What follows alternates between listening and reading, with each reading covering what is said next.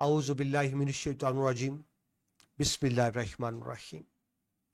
عزیز طلباء السلام علیکم، میں ہوں آپ کا معاون و مددگار مشرف محمود اور آپ کو آپ کے اپنے علم و ادب چینل پر خوش آمدید کہتا ہوں، اس یقین کے ساتھ کہ آپ زندگی کی رعنائیوں سے بھرپور طور پر لطف اندوز ہو رہے ہوں گے۔ اللہ تعالیٰ آپ کو ہمیشہ خوش و خرم رکھے، آمین۔ ہم جو اسٹوڈنٹ سال اول اردو کی نیو بک کے مطابق لیکچرز کر رہے ہیں اور ہمارا آج کا موضوع ہے سبق نمبر 5، جو ایک انشائیہ ہے رشید احمد صدیقی کا لکھا ہوا، اور اس انشائیے کا نام ہے چارپائی۔ تو آج اس انشائیے کا پہلا ابتدائی تعارفی لیکچر ہے۔ جس طرح سے ہمیشہ ہم پہلے تصویری تعارف میں دیکھتے ہیں، تو جناب یہ ہے رشید احمد صدیقی، جن کا تعلق علی گڑھ سے تھا، جو تمام زندگی علی گڑھ رہی، علی گڑھ میں پڑھاتے رہے، اور ان کی زندگی میں ہمیشہ علی گڑھ رہا، یہ اس کی یادوں سے کبھی محو نہیں ہو سکے۔ یہ جو انشائیہ آپ پڑھیں گے، یہ ان کی کتاب مضامین رشید سے لیا گیا ہے، جس کا ٹائٹل اس وقت دیکھ رہے ہیں، مضامین رشید میں شامل ایک انشائیہ، اور جناب انشائیے کا نام ہے چارپائی۔ وہ چارپائی جو ہمارے ہر گھر میں ہوتی ہے، شہروں میں تو ویسے اب وہ بیڈس کا رواج آ گیا، لیکن اب بھی بہت سے گھروں میں، شہروں میں چارپائی یقیناً ہوتی ہے، ہمارے گھر تو ہے، دیہاتوں اور قصبوں میں تو یقیناً ہوا کرتی ہے۔ تو مزاحیہ انداز سے بتایا گیا کہ چارپائی صرف ایک چارپائی نہیں ہے، یہ پورا ایک لیونگ سٹائل ہے۔ چارپائی کے ذریعے ہماری سوچ، ہمارے معاملات، ہمارے رویے، ہمارے روزمرہ کی زندگی کی عکاسی کی گئی ہے بڑے ہی بھرپور طریقے سے۔ اس میں بتایا گیا کہ چارپائی ہمارا ڈرائنگ روم بھی ہے، چارپائی ہماری ڈائننگ ٹیبل بھی ہے۔ تو جس طرح آپ دیکھ رہے ہیں اس تصویر میں کہ ایک صاحب ہیں جی، چارپائی پر بیٹھے کھانا کھا رہے ہیں، ان کے ارد گرد بچے بھی موجود ہیں، اور جناب گھر کے پالتو جانور بلی کتے بھی ہیں، اور جناب مکھیاں بھی بن بنا رہی ہیں، اور چارپائی سے سٹور کا کام بھی لیا جاتا ہے۔ آپ دیکھیں چارپائی کے نیچے وہ پرانے کپڑے پڑے ہوئے ہیں، کوئی برتن پڑے ہوئے ہیں، کوئی جوتے پڑے ہوئے ہیں، تو یہ صرف بیٹھنے کے کام نہیں آتی، یہ ایک سٹور کا کام بھی دیتی ہے۔ اسی چارپائی پر جو شاعر حضرات ہیں وہ بیٹھ کے شعر و سخن بھی کرتے ہیں، شاعری لکھ رہے ہیں، نثر لکھ رہے ہیں، افسانے لکھ رہے ہیں، تو یہ ان کے لیے ایک طرح کی تخلیق گاہ کہہ لیں آپ، جہاں بیٹھ کے تخلیق کرتے ہیں۔ اسی چارپائی پر بیٹھ کر سوچ و بچار بھی کیا جاتا ہے۔ تو اس طرح سے یہ ہماری زندگی میں چارپائی کا عمل دخل بہت زیادہ ہے، جس میں اس کو بیان کیا گیا۔ ایک انشائیہ، آگے ہم چل کے یہ بھی دیکھتے ہیں انشائیہ کیا ہوتا ہے۔ مختصر آپ کو بتا دوں، انشائیہ ایک ایسی مزاحیہ تحریر ہوتی ہے، ایک ایسی تحریر ہوتی ہے جو مختصر ہوتی ہے، اور جس میں رائٹر کی اپنی ذات کی جھلک نظر آ رہی ہوتی ہے، یعنی کسی ایک موضوع کو بڑے منفرد انداز میں بیان کیا جاتا ہے۔ یہ باقاعدہ مضمون نہیں ہوتا، اس میں کوئی باقاعدہ نصیحت نہیں ہوتی، زندگی کی کسی ایک پہلو کو منفرد انداز سے بیان کیا جاتا ہے۔ یہ سنجیدہ بھی ہو سکتا ہے، مزاحیہ بھی ہو سکتا ہے، لیکن جو آج کا انشائیہ ہے چارپائی، یہ مزاحیہ انشائیہ ہے۔ تو سب سے پہلے جی اس میں ماحول مصنف کا تعارف دیکھتے ہیں۔ آپ کو بہت زیادہ تفصیلی تعارف لکھنے کی ضرورت نہیں ہوتی، ایک پیراگراف بہرحال آپ نے لکھنا ہوتا ہے۔ آپ کو زیادہ بتانے کا مطلب یہ ہوتا ہے کہ کچھ نہ کچھ آپ کو یاد رہ جائے۔ تو سب سے پہلے ہم دیکھتے ہیں ان کے حالات زندگی۔ نام رشید احمد صدیقی ہے، اصل نام بھی رشید احمد صدیقی ہے، ادبی نام بھی رشید احمد صدیقی ہے۔ پیدائش، ابتدائی تعلیم قصبہ مڑیاہو، ضلع جونپور، یہ بھارت کا ایک صوبہ ہے یو پی، اس میں پیدا ہوئے۔ یو پی اتر پردیش آپ کو پتا ہو، انڈیا کا صوبہ یو پی، جن کی مدر لینگویج اردو ہی ہے، یہ پورے پاکستان سے بڑا صوبہ ہے، انڈیا کا صرف ایک صوبہ یو پی، جہاں سے ان کا تعلق تھا۔ عام گھرانے سے ان کا تعلق تھا، کوئی بہت آسودہ حال نہیں تھے۔ ضلع کچہری جونپور میں بطور کلرک بھرتی ہوئے، یعنی کلرک کے طور پہ کیریئر کا آغاز کرتے ہیں۔ نوکری کے ساتھ ساتھ تعلیم کا سلسلہ بھی جاری رہا۔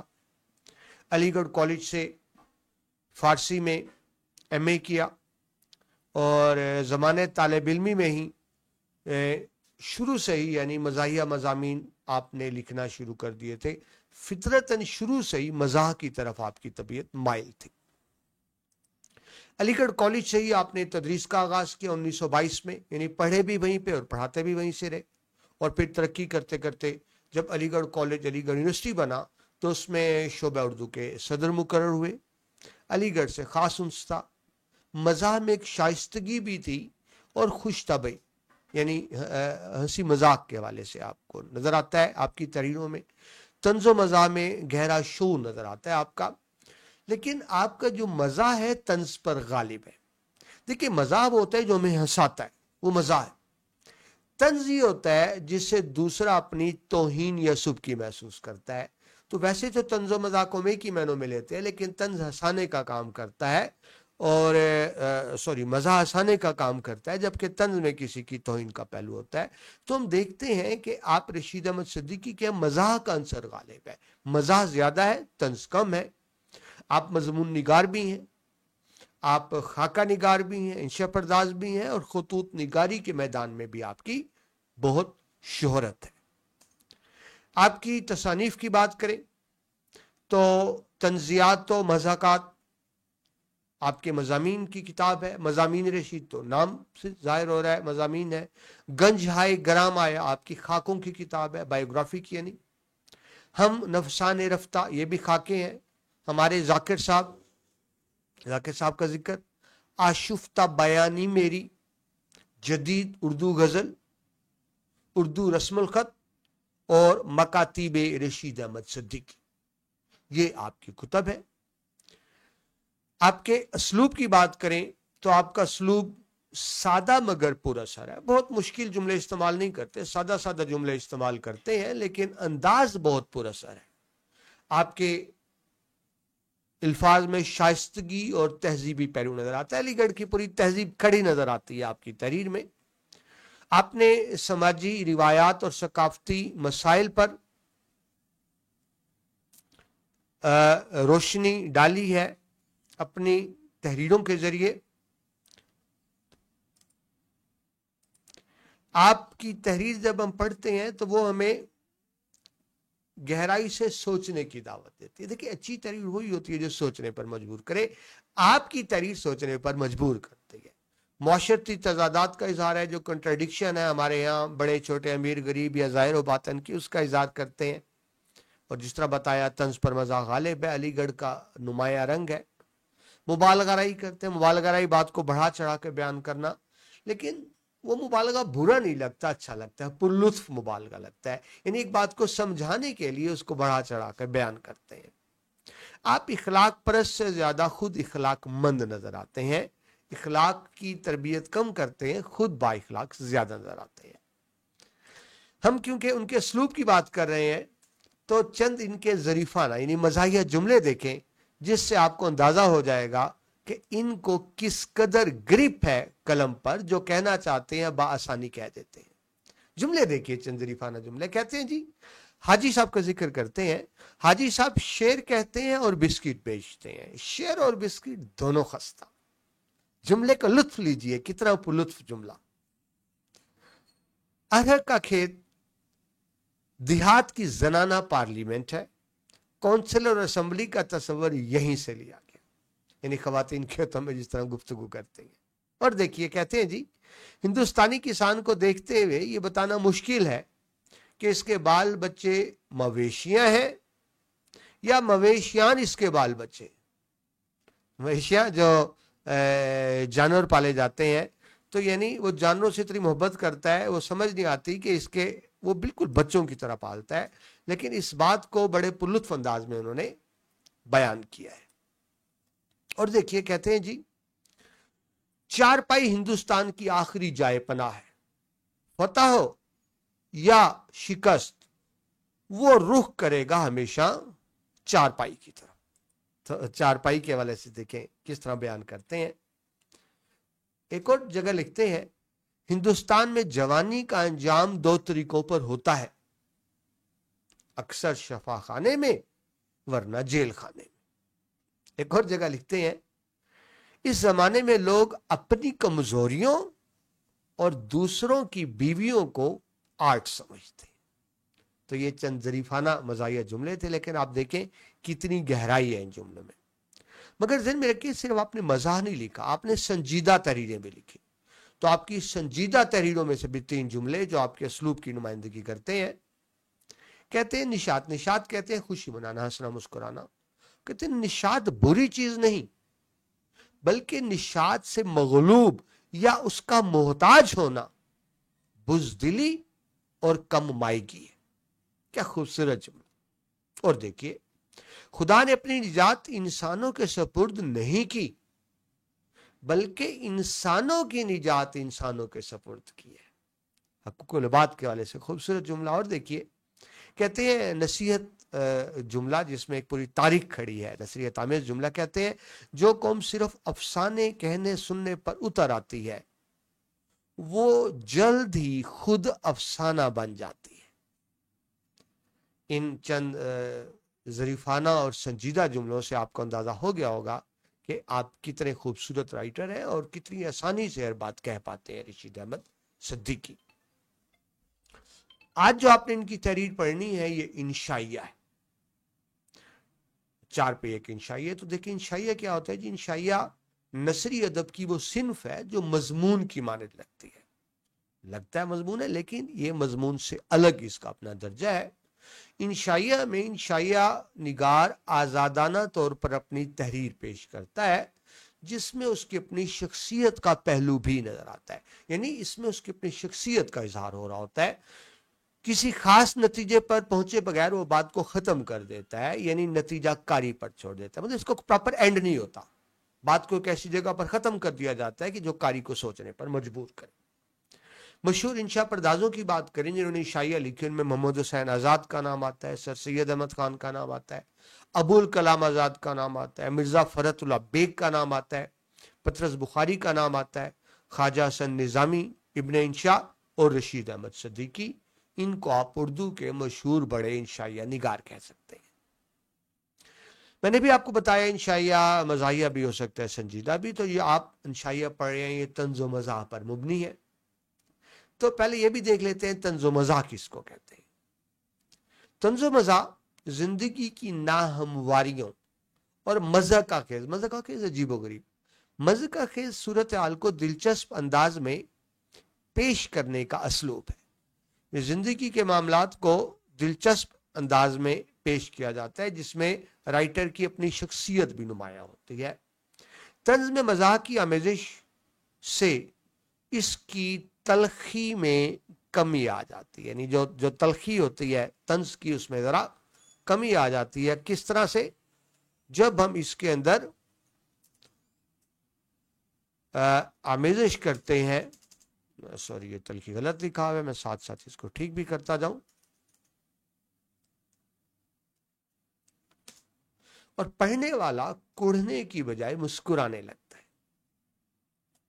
रशीद अहमद सिद्दीकी जो इंशाइया लिखा वो इसके बारे में कहते हैं, इंशाइया के बारे में, तंज़ो मज़ाह के बारे में, वो कहते हैं तंज़ो मज़ाह में बहुत नाजुक सा फर्क है। हंसना हंसाना तो सब जानते हैं, लेकिन बज़ाहिर हंसाकर दिल को मुस्तरिब और रूह को अफसुर्दा छोड़ देना सबको नहीं आता। यानी तंज़ो मज़ाक सिर्फ हंसी मजाक की बात नहीं होती, आप इसको यूं समझें, कुछ संजीदा मौज़ूआत होते हैं, लेकिन उन संजीदा मौज़ूआत को तंज़ो मज़ाक के रूप में पेश किया जाता है ताकि कारी उसको समझे और हंसे, और सिर्फ हंसे नहीं बल्कि वो गौर व फिक्र पर मजबूर भी हो जाए। ये एक अच्छे तंज़ो मज़ाक की निशानी होती है। ठीक है जी। अब आते हैं सबक के तारुफ की तरफ, 4 पाई। ठीक है जी। अब स्टूडेंट जो आपको सबक का तारुफ करा रहा हूं, इसी में से आपने खुलासे का मवाद भी आप ले सकते हैं, और जब आप पैराग्राफ की तशरीह करेंगे तो देखिए बातें तो यही हैं, तो इन्हीं को आप जरा होशियारी से इस्तेमाल करके सबकी पैराग्राफ की तशरीह में भी इस्तेमाल कर सकते हैं। तो मुख्तसर देखते हैं सबक का तारुफ।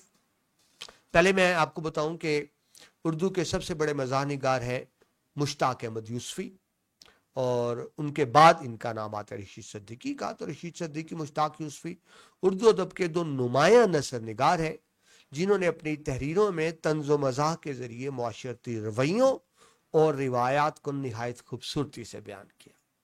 मुश्ताक यूसुफी बहुत बड़ा नाम, मैंने ये इसलिए नाम लिया, उनका भी एक मजमून है चारपाई और कल्चर। देखिए चारपाई हम घरेलू चीज है, ये कोई अदबी चीज नहीं है, लेकिन मुश्ताक यूसुफी साहब ने चारपाई और कल्चर के जरिए और रशीद अहमद सिद्दीकी साहब ने चारपाई के इंशाइये के जरिए गैर अदबी चीज पर निहायत शानदार इंशाइया तहरीर किया है, जो उनकी फनी महारत का सबूत है। यानी एक आम सी चीज चारपाई को मरकज गुफ्तगू बनाकर उन्होंने माशरती तहजीब और इंसानी नफ्सियात के मुख्तलिफ पहलुओं को निहायत उम्दगी के साथ उजागर किया है।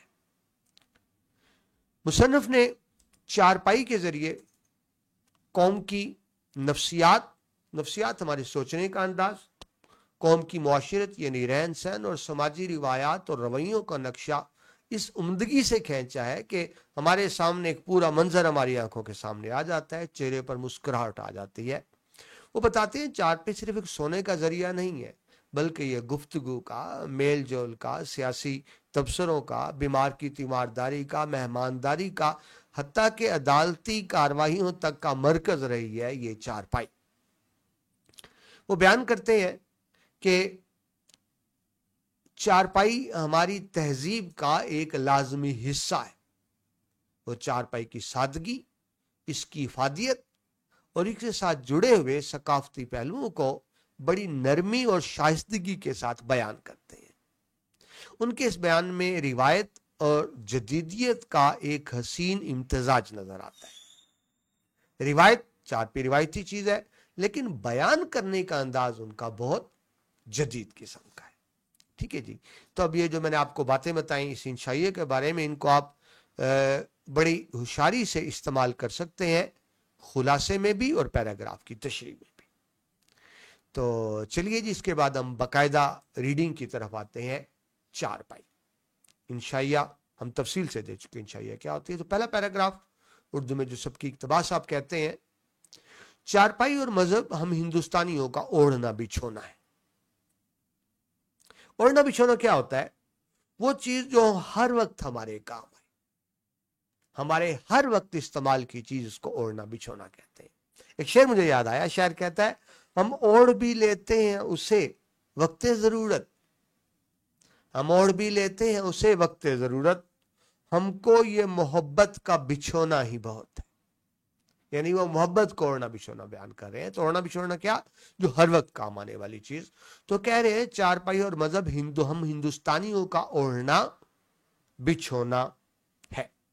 अच्छा, अब ये ज़हन में रखें, ये लफ्ज हिंदुस्तानी है आ गया, क्योंकि ये ज़हन में रखें, अगर आप शुरू से इसको आकर देखें तो ये 1892 में पैदा होते हैं।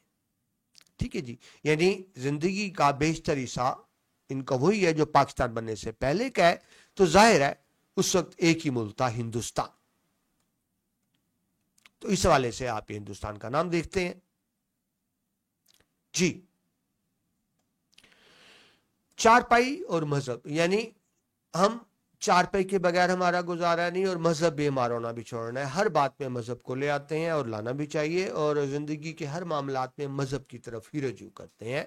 सो वो अब देखिए, मजहब तोड़ना बिछोना है, लेकिन मजहब को चारपाई के साथ लिंक कर रहे हैं कि जिस तरह मजहब हमारा ओढ़ना बिछोना है, वैसे ही चारपाई भी हमारा ओढ़ना बिछोना है। तो ये उनका एक मखसूस अंदाज है। हम इसी पर पैदा होते हैं, यानी चारपाई पर। यहीं से मदरसे, यानी आप जो स्कूल में जाते हैं, इब्तदाई तालीम, वो ज़ाहिर हम चारपाई से उठ के जा रहे होते हैं। यहीं से ऑफिस, और जब तालीम मुकम्मल कर लेते हैं, प्रैक्टिकल लाइफ में आते हैं, तो चारपाई से ही सुबह उठकर हम ऑफिस की तरफ जा रहे होते हैं। और अगर हमने कोई गलत काम किया हो तो हमें चारपाई से ही गिरफ्तार करके जेल ले जाया जाता है। आगे लिखे, हम इसी पर पैदा होते हैं। यहीं से मदरसे, ऑफिस, जेल खाने, कौंसल या आखिरत का रास्ता लेते हैं। कौंसल आप लोकल गवर्नमेंट कह लें, ठीक है जी, या मकामी हुकूमत कह लें, और यहीं से आखिरत का रास्ता लेते हैं। हत्ता के चारपाई पर ही इंसान की मौत हो जाती है। जिस चारपाई पर पैदा होता है उसी पर उसकी मौत हो जाती है। बात यहीं पे खत्म नहीं होती, बल्कि चारपाई पर ही उसको कब्रिस्तान तक भी ले जाया जाता है। यानी उसका सफर आखिरत भी इसी चारपाई पर होता है। वो कहते हैं चारपाई हमारी घुट्टी में पड़ी है। घुट्टी में पड़ना यानी हमारी खमीर में शामिल होना, हमारी फितरत में। यानी जो चीज हमारी जिंदगी का हिस्सा बन जाती है, लाजमी पार्ट बन जाती है, उसको घुटी कहते हैं। चारपाई हमारी घुटी में पड़ी है, हम इस पर दवा खाते हैं, दुआ और भीख भी मांगते हैं। बीमार हो जाए तो चारपाई पर ही लेटे हुए आराम कर रहे हैं, दवा खा रहे हैं, और मुश्किल वक्त तो दुआ मांगने वाला से तो चारपाई पर बैठकर ही दुआ मांग रहे हैं। ठीक है जी। और हालात खराब हो तो लोग चारपाई बाहर रख के बैठ जाते हैं, इसी पर भीख भी मांग रहे होते हैं। यानी बताया जा रहा है कि चारपाई कहाँ कहाँ इस्तेमाल होती है। कभी कभी फिक्रे सुखन करते हैं और कभी फिक्रे कौमी सी चारपाई पर। फिक्रे सुखन करना, शायरी करना, चारपाई पर ही बैठकर आप शायरी कर रहे हैं, सोच रहे हैं, लिख रहे हैं। ठीक है जी। और कौम की फिक्र और अपनी भी फिक्र और खानदान की फिक्र भी इसी चारपाई पर बैठ के की जा रही है। अक्सर फाका करने से भी बाज नहीं आते। हालात खराब हो, घर में खाने को कुछ नहीं है, इसी चारपाई पर लेटकर फाके किए जा रहे हैं कि और क्या किया जाए। यानी अब देखिए हमारी जिंदगी का ज्यादातर हिस्सा इसी चारपाई पर ही गुजरा है। आगे वो लिखते हैं, हमको चारपाई पर इतना ही इत्मीद है जितना बरतानियों को आईसीएस पर। मैंने भी अर्ज किया कि उस वक्त एक ही मुल्क था, इंडिया। तो वो कह रहे हैं हमको चारपाई पर इतना ही इत्मीद है जितना आईसीएस इंडियन सिविल सर्विस, जिस तरह हमारे होता है ना आईसीएस होता है, सॉरी पीसीएससी आप कह लें, पब्लिक सर्विस कमीशन। तो इंडिया में इस तरह आईसीएस यानी उनका मुकाबले का इम्तिहान आईसीएस। हमारे सीएसएस होता है, सेंट्रल सिविल सर्विस, लेकिन इंडिया में आईसीएस होता है। शायर को, अच्छा वो कहते हैं हमको चारपाई पर इतना ही एतमाद है जितना बरतानियों को आईसीएस पर, शायर को काफिये पर या तालिब इल्म को गुलगुपाड़े पर। तो आईसीएस तो हो गया, अब ये काफिया क्या होता है? तो ये आपका वैसे उर्दू का वैसे भी अहम सवाल है, ग्रामर का।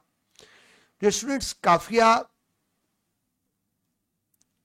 ऐसी, मैं इसको जरा ऊपर कर देता हूं जी। उर्दू में जो हम शायरी की असनाफ इस्तेमाल करते हैं उसमें पाबंद नज़म, देखिए नज़में दो तरह की होती हैं, आज़ाद नज़म जो बड़े छोटे मिसरे होते हैं, लेकिन आपके सिलेबस में जो नज़में होती हैं वो पाबंद नज़में होती हैं।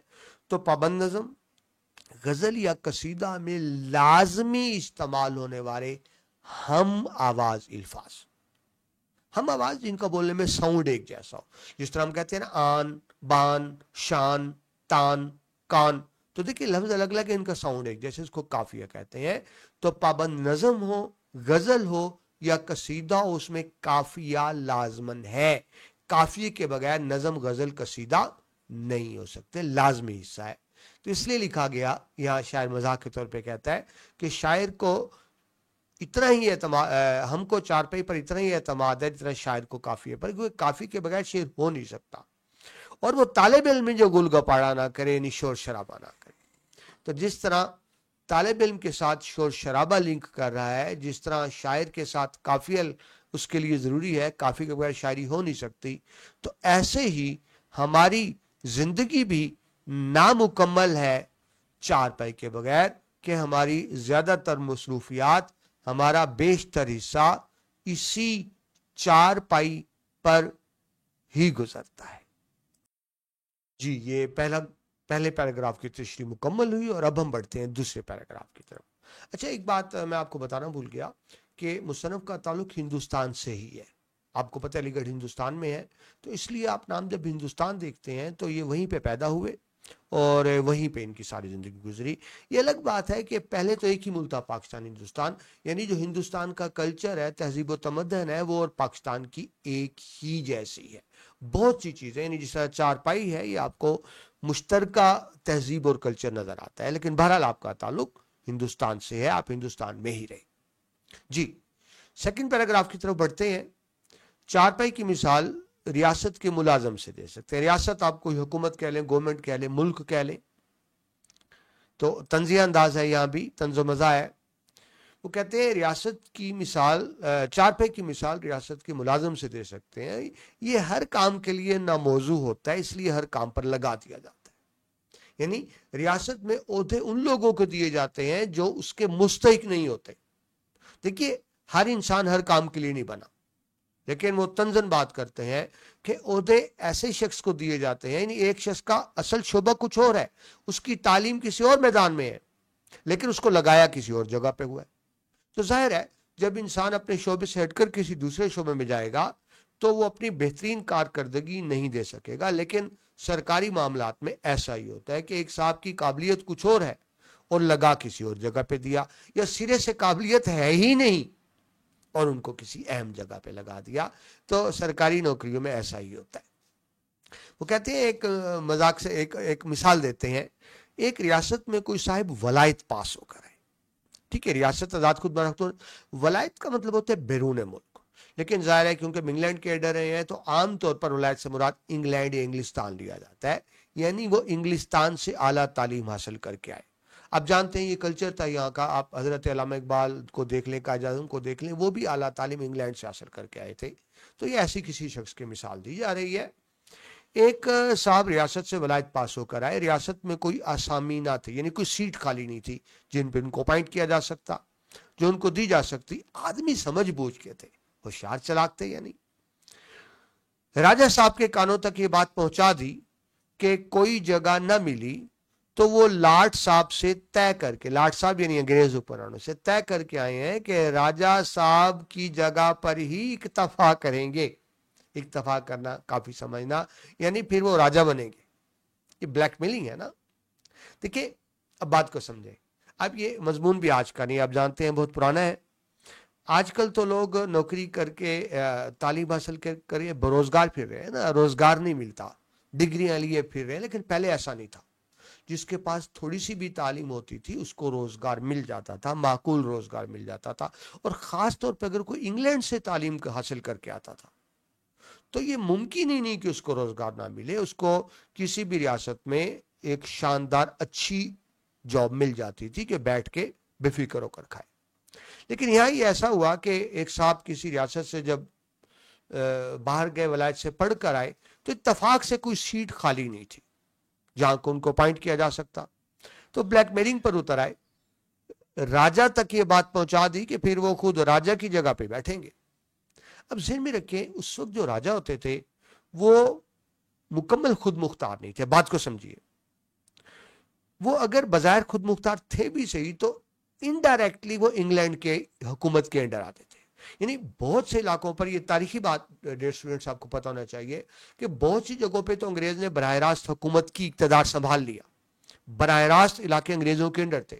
لیکن کچھ آزاد ریاستیں بھی تھیں جو بظاہر انگریزوں کے انڈر نہیں تھیں, لیکن انگریزوں نے ان سے دوستی کے معاہدے کیے. وہ باقاعدہ انگریزوں کو ٹیکس دیتی تھیں.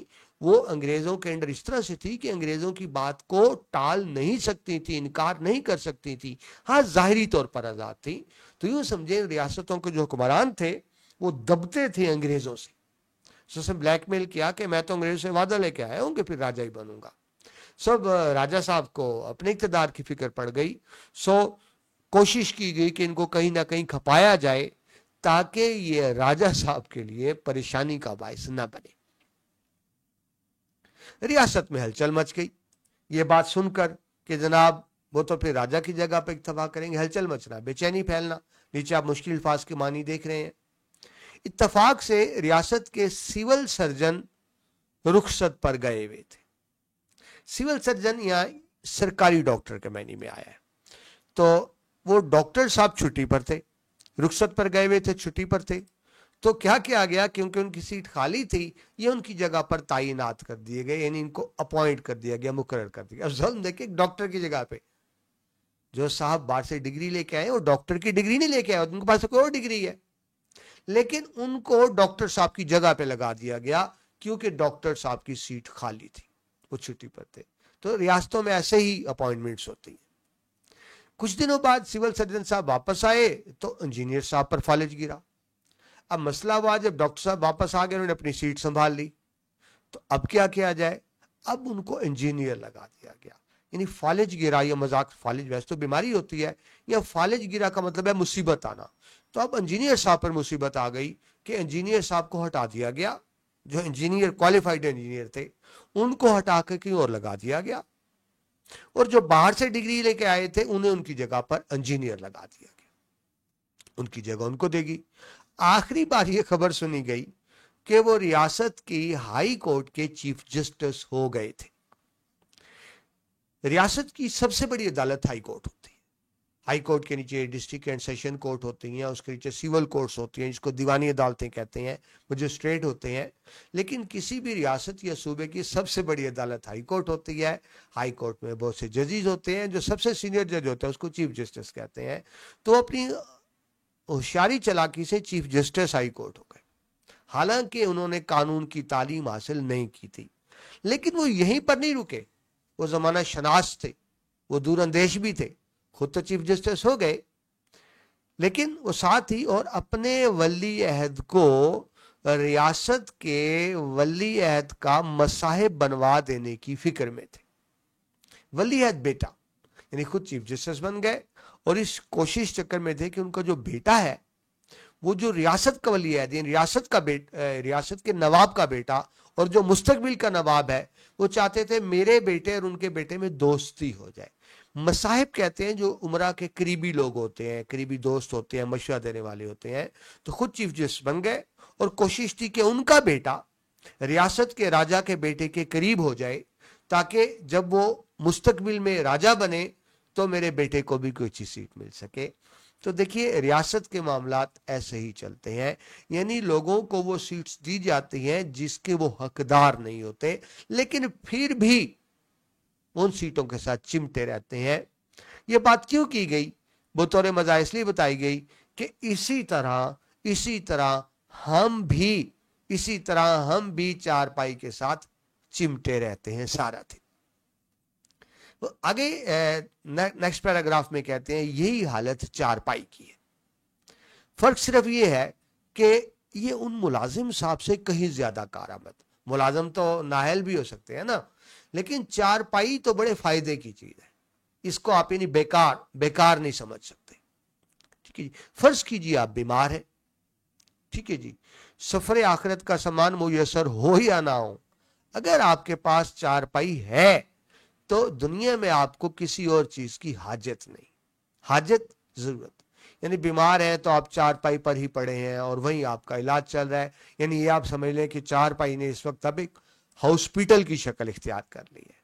दवा की पुड़िया तकिए के नीचे, वो पूरा स्टोर भी है, कमरा भी है, तकिया उठाया नीचे से दवा की पुड़िया उठा ली, यानी मेडिसिन आप कह लें। जो शांदे की देचकी सिरहाने रखी हुई, जो शांदा जो हम नजरा जुकाम में पीते हैं, इसका मतलब है कि ऐसी दवा जिसको जोश दिया, जिसको उबाला गया हो, काढ़ा गया हो, जोश दिया गया हो पानी में, उसको जुशांदा कहते हैं। तो जुशांदे की देचकी यानी देचकी वो उसका बर्तन कह लें, केटल, वो सिरहाने रखी हुई है। अच्छा सिर्फ ये नहीं, चारपाई काम आती है, जो चारपाई के नीचे की जगह होती है उसको भी इस्तेमाल में लाया गया है। चारपाई के नीचे मैले कपड़े चारपाई के नीचे दे दिए गए, बच्चों के खिलौने वो भी चारपाई के नीचे है। आशे जो कहते हैं जो ये को दलिया, जो अब दलिया कहते हैं, घर में पकता है, जो फसल है वो जिसको पकाया जाता है, तो पानी या दूध में पका हुआ दलिया जूद हजम होता है। जब कोई बीमार होता है ना, वो सख्त ग़िज़ा नहीं खा सकता, तो डॉक्टर्स कहते हैं उसको नरम ग़िज़ा दी जाए। तो फिर वो रिकमेंडेशन दी जाती है कि जौ का दलिया खिलाएं, जिसको आतश जौ यानी पानी या दूध में उबला हुआ दलिया। ठीक है जी, रोटी के फाई टुकड़े, जो रोटी बच गई वो रोटी के टुकड़े चारपाई के नीचे डाले हुए हैं, मुर्गियां वगैरह खा रही हैं, या सूख गए तो छान टुकड़ उनके बन जाते हैं फिर। ठीक है जी, कागज के टुकड़े, घर में जो रद्दी कागज होते हैं, मच्छर भंगे छोटे छोटे कीड़े मकोड़े, महल्ले के एक दो बच्चे वो भी चारपाई के नीचे हैं क्योंकि साए के नीचे आ जाते हैं, जिनमें एक आध जुकाम खसरे में भी मुब्तला है। बच्चे इकट्ठे खेल रहे हैं, एक बीमार है तो जाहिर है दूसरे को भी लगेगी बीमारी, लेकिन चारपाई के नीचे ये सारी एक्टिविटीज हो रही हैं। अच्छे हो गए तो बीवी ने चारपाई खड़ी करके गुस्ल करा दिया। ठीक है जी, वरना आपके दुश्मन उसी चारपाई पर लबे गौर लाए गए। आपके दुश्मन से मुराद आप खुद है। जब हमने कहना हो ना कि ये एक तहजीब है हमारी मशरक की तहजीब कि आपकी तबीयत खराब लगती है, तो हम कहते हैं लग रहा है आपके दुश्मनों की तबीयत खराब है। अगर कोई मुश्किल में, कहते हैं मुश्किल में हो आपके दुश्मन, यानी मतलब आप खुद। एक तहजीब होती है, यानी डायरेक्ट बात नहीं की जाती, कहा दिया जाता है आपके दुश्मन। ठीक है, तो ये कह दिया गया बीमार हो गए तो आपके दुश्मन यानी आप खुद, इसका मतलब आप खुद है, उसी चारपाई पर लबे गौर लाए गए। गौर कहते हैं जी कब्र, लब करीब कब्र के करीब, यानी जब फौत हो गया तो चारपाई पर ही डालकर वो चारपाई कब्र के करीब लाई जाती है और फिर चारपाई से उठाकर डायरेक्ट कब्र में उतार दिया जाता है। यानी चारपाई का साथ पैदा होने से लबे कब्र तक है।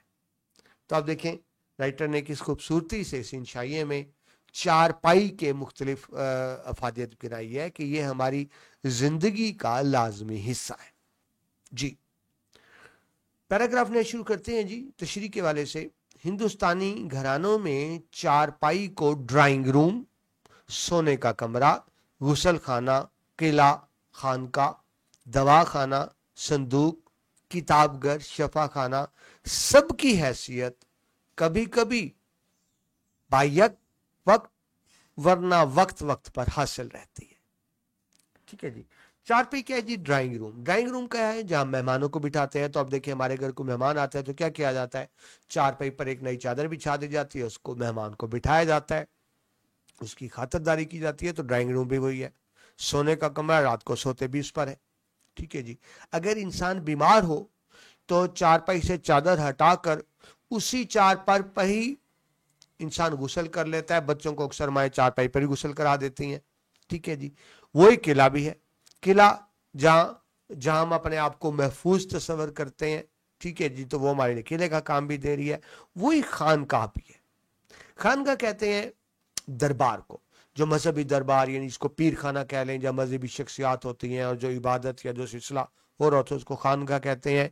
यानी हम चारपाई पर बैठ कर ही इबादत भी कर रहे हैं, तस्बीह पकड़ी हुई है या गिटकें पढ़ी जा रही है, दूसरी पढ़ाया, तो हमारे लिए खानकाह भी वही है, दवाखाना भी वही है। जिस तरह मरीज बीमार हो जाता है हॉस्पिटल में बेड पर लिटाया जाता है, तो अब वो पेशेंट बेड बनी हुई है, मरीज चारपाई पर भी लेटा हुआ है। संदूक भी वही है, यानी जो बंदा लेटा हुआ है उसके सिरहाने के नीचे, तकिए के नीचे बहुत सी चीजें रखी हुई हैं, बहुत से अहम कागज रखे हुए हैं। तो संदूक भी वही है।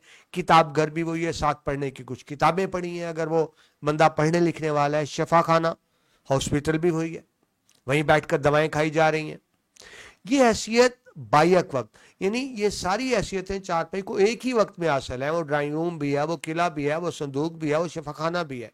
या तो बायक वक्त सारी ये चीजें हासिल हैं, ये प्रोटोकॉल हासिल है चारपाई को, वरना वक्त वक्त, यानी या तो एक ही वक्त में चारपाई में ये सारी खसूसियात मौजूद होती हैं, या कभी कोई खासियत कभी कोई खासियत, मुख्तलिफ औकात में, या तो एक ही वक्त में या मुख्तलिफ औकात में चारपाई इन तमाम खसूसियात की हामिल होती है। कोई मेहमान आया, चारपाई निकाली गई, उस पर एक नई दरी बिछा दी। दरी जो चारपाई पर नीचे बिछाया जाता है कपड़ा, जिसके, अब जरा मजा से बात करें, जिसके तह के निशान ऐसे मालूम होंगे जैसे छोटी छोटी अराजी को मेंढरों और नालियों में से बहुत से मालकों में बांट दिया गया। अब देखिए देहात में आमतौर पे प्रेस इस्त्री नहीं की जाती, और वैसे भी चादरें मेरे ख्याल में आमतौर पे हम जो कपड़े पहनते हैं उसको तो इस्त्री करते हैं, चादरें इस्त्री नहीं की जाती आमतौर पे। तो क्योंकि इकट्ठी फोल्ड करके बक्से में डाली हुई थी तह करके, तो जब तह खुलती हैं तो आप जानते हैं ऊपर सिलवटे निशान होते हैं, वो छोटे छोटे निशान होते हैं। तो मजाक से बात कर रहे हैं, निशान ऐसे मालूम होता है जिस तरह छोटी सी अराजी, अराजी जरी अराजी एग्रीकल्चर लैंड की आती है। मेंढर कहते हैं पानी के नाले। आप देहातों में देखें तो पानी के नाले होते हैं, और फिर इन नालों से छोटी छोटी नालियां निकलती हैं। तो वो यूं लग रहा होता है कि जैसे कोई जरिए अराजी है और उसके बहुत से हिस्सेदारों में उसको बांट दिया गया, और ऊपर जो सिलवटे निशान नजर आ रहे होते हैं, यूं नजर आ रहे होते हैं ऊपर मेंढर और नालियों के निशान बने हुए, यानी सिलवटों के निशान को राइटर ने मजाही अंदाज से बयान किया गया। ठीक है जी, बांट दिया गया है। और मेहमान साहब माँ एचकन, एचकन आप जानते हैं लॉन्ग कोट, लंबा कोट होता है, लेकिन कोट से जरा मुख्तलिफ होते हैं, दरमियाने बटन होते हैं, और ये कमीज की तरह से, कोट की तरह से नहीं होता, ये लॉन्ग होता है, क्योंकि कोट छोटा होता है, लॉन्ग होता है ये। ठीक है जी, लंबा होता है उससे जरा। तो मेहमान साहब माँ एचकन, टोपी, टोपी उस वक्त हमारा कल्चर था, अब तो लोग कम इस्तेमाल करते हैं, लेकिन पहले ये तस्वर ही नहीं था कोई घर से निकले मेहमान जाए और सर नंगा हो, टोपी लाजमन पहनी जाती थी। वहाँ टोपी, बैग बख्शी, बैग बख्शी यानी सामान की पोटली, जो मेहमान आया ना उस वक्त ये ट्रेंड नहीं था पहले ज़माने में कि ब्रीफ केस हो, बक्सा हो या अटैची केस हो, तो सामान की पोटली कह लें, गठड़ी कह लें, जो मेहमान आया साथ लेकर आया है, ज़रा इवन की शॉपिंग बैग भी हो सकते होते, तो कपड़े की पोटली एक बांध दी जाती थी जो मेहमान साथ लाता था। ठीक है जी, कि बैठ गए। थोड़ी देर के बाद ये मालूम करना दुश्वार हो गया कि मेहमान बेवकूफ़ है या मेहमान बदनसीब। मज़ाक से बात की गई कि क्या आने वाला मेहमान बेवकूफ़ है जो यहाँ चला आया, या मेज़बान बदनसीब है जो उसके यहाँ चला आया। ठीक है जी, यानी वो एक मज़ाक से बात की गई कि दोनों बातें मुमकिन हो सकती है। अगर अच्छी खातिरदारी हो गई तो मेहमान को अच्छा प्रोटोकॉल मिल गया, वरना उसकी बेवकूफ़ी आना। और ऐसे ही अगर मेज़बान के हालात अच्छे हुए तो उसको मेहमान रहमत नज़र आएगा, वरना वही मेहमान उसको रहमत की बजाय ज़हमत नज़र आने लगेगा। तो दोनों सूरतें मुमकिन है। आगे चलिए जी, बात मेहमान की हो रही है। चारपाई पर ही उनका मुंह धुलवाया गया, यानी मेहमान का मुंह धुलवाया और खाना खिलाया जाएगा। वहीं बैठे बैठे यानी बर्तन लाया जाएगा और इस तरह बर्तन में वो मुंह हाथ धो लेंगे, मुंह पे छींटे मार लेंगे और फिर उसी चारपाई पर सो रहेंगे। मेहमान साहब सो गए चारपाई पर, अब मेहमान है, और अगर वो मुअज़्ज़ज़ मेहमान है तो सो जाने के बाद उन पर से मच्छर मक्खी इसी तरह उड़ाई जाएगी जैसे कोई फेरी वाला जो छाबड़ी वाले नहीं, सर पे वो टोकरी छाबड़ी लेके चीजें बेचते फिर रहे होते हैं, तो उसको फेरी वाला कहते हैं। जैसे कोई फेरी वाला तो वो बंदा हो गया, खांचा कहते हैं उस टोकरी को जो सर पे रखी थी, टोकरी है छाबड़ी, खांचे का मतलब वो छाबड़ी हो जाएगा। जैसे कोई फेरी वाला अपने खांचे पर झाड़ू नुमा मोर झल से मक्खियां झल रहा। वो जो फेरी लगाने वाले होते हैं ना, टोकरी नीचे रखते हैं तो उनके पास इस तरह का वो एक पंखा सा बना होता है मोरजल, उससे मक्खियां उड़ाते रहते हैं अगर खाने पीने की चीज है तो वो मजाक से बात की जा रही है, ऐसे मेहमान सोया हुआ है और घर के बच्चे उसके ऊपर से मक्खियां उड़ा रहे हैं ताकि मक्खियां मेहमान को तंग ना करें, यानी मेहमान को एक तरह की ऑनर दी जा रही है। आगे चलिए, जब चारपाई खाली होती है तो चारपाई पर सूखने के लिए अनाज फैलाया जाएगा, जिस तरह गंदम है या कोई और जो गीला होता है उसे सुखाना होता है, जिस पर तमाम दिन चिड़िया हमले करती रहेंगी। ज़रा अनाज है तो परिंदों ने तो आना है, उनकी तो खुराक है, हमले करती, दाना चुगती और गालियां सुनती रहेंगी। घर की औरतें हम चिड़ियों को परिंदों को गालियां दे रही हैं, उनको क्या पता, लेकिन ज़ाहिर है वो अपना गुस्सा उतार रही है उन चिड़ियों पर कि जब दाना, देखिए दाना सुखाने के लिए आप कमरे के अंदर बंद कमरे में नहीं सुखा सकते, वो आपको बाहर सहन में ही उसको डालना पड़ेगा, धूप लगवानी पड़ेगी, और जब आप धूप में डालेंगे तो ज़ाहिर परिंदे भी हमलावर होंगे, उनकी ग़िज़ा भी वही है। कोई तकरीब हुई तो बड़े पैमाने पर चारपाई पर आलू छीले जाएंगे, उसी चारपाई पे आप चादर बिछा के आलू छील रहे हैं, यानी अब एक तरह का वो किचन का पार्ट बनी हुई है। और आगे कहते हैं मुलाजमत में पेंशन के करीब होते हैं जो कुछ रुखसत जमा हुई होती है उसको लेकर मुलाजमत से सुबकदोश हो जाते हैं। सुबकदोश रिटायरमेंट लेना, देखिए मुलाजमत की मुद्दत मुलाजमत की एक उम्र होती है और उस उम्र के बाद उसको रिटायर कर दिया जाता है। पाकिस्तान में उम्र 60 साल उम्र है, उसके बाद रिटायर कर दिया जाता है। ठीक है, यानी इसका मतलब है कि अब वो आराम करें, अब उनके काम करने की उम्र नहीं रही। तो जिस तरह सरकारी मुलाजम को एक वक्त के बाद रिटायर हो जाता है, बिल्कुल इसी तरह चारपाई भी पेंशन के करीब पहुंचती है तो उसे किसी काल कोठड़ी में डाल देते हैं और इस पर साल भर के प्याज का जखीरा जमा कर दिया जाता है। जिस तरह इंसान रिटायरमेंट के बाद फारिग हो जाता है, तो इस तरह चारपाई भी जब पुरानी हो जाती है यानी काबिल इस्तेमाल नहीं रहती तो ज़ाया तब भी नहीं करते, यानी चारपाई अब पुरानी हो चुकी है, डर है कि कोई बंदा बैठेगा तो चारपाई टूट जाएगी, बंदा चारपाई से गिर सकता है, उसको चोट लग जाएगी, तो अब वो चारपाई आम इस्तेमाल के काबिल नहीं रही, वो उठने बैठने के काबिल नहीं, तो ज़ाया अब भी नहीं करना। अब उस चारपाई को किसी काल कोठड़ी में डाल देते हैं। काल कोठड़ी, काल आप जानते हैं, काला यानी छोटा अंधेरा कमरा। वैसे जेलों में काल कोठड़ी होती है, लेकिन यहाँ इसका मतलब है स्टोर। हर घर में एक स्टोर होता है, स्टोर में प्रॉपर लाइटिंग नहीं होती, अंधेरा ही होता है। तो अब ये चारपाई उस स्टोर में डाल देगी कि बंदों के काबिल इस्तेमाल नहीं रही, और क्या किया गया, अब इसके ऊपर प्याज डाल दिए गए। बात समझ रहे हैं? यानी अगर चारपाई पुरानी टूटने के करीब है, इंसानों के काबिल तो नहीं कि इंसान बैठ सके उसके ऊपर, लेकिन स्टोर में तो काम आ सकती है ना। کہ اس کے اوپر پیاز ڈال دی ہے، پیازوں کے وزن سے چارپائی نہیں ٹوٹے گی، اور اگر ٹوٹ کے گر بھی گئی تو پیاز کے گرنے سے نقصان نہیں ہوگا، تو ضائع اس کو اب بھی نہیں کیا جا رہا، یعنی ٹوٹی ہوئی چارپائی سے بھی کام لیا جا رہا ہے۔ جب چارپائی ٹھیک ہے تب تو کام لیا جا رہا ہے، لیکن اس کی خطا اب بھی معاف نہیں ہوئی، ٹوٹنے کے بعد بھی اسے کام لیا جا رہا ہے۔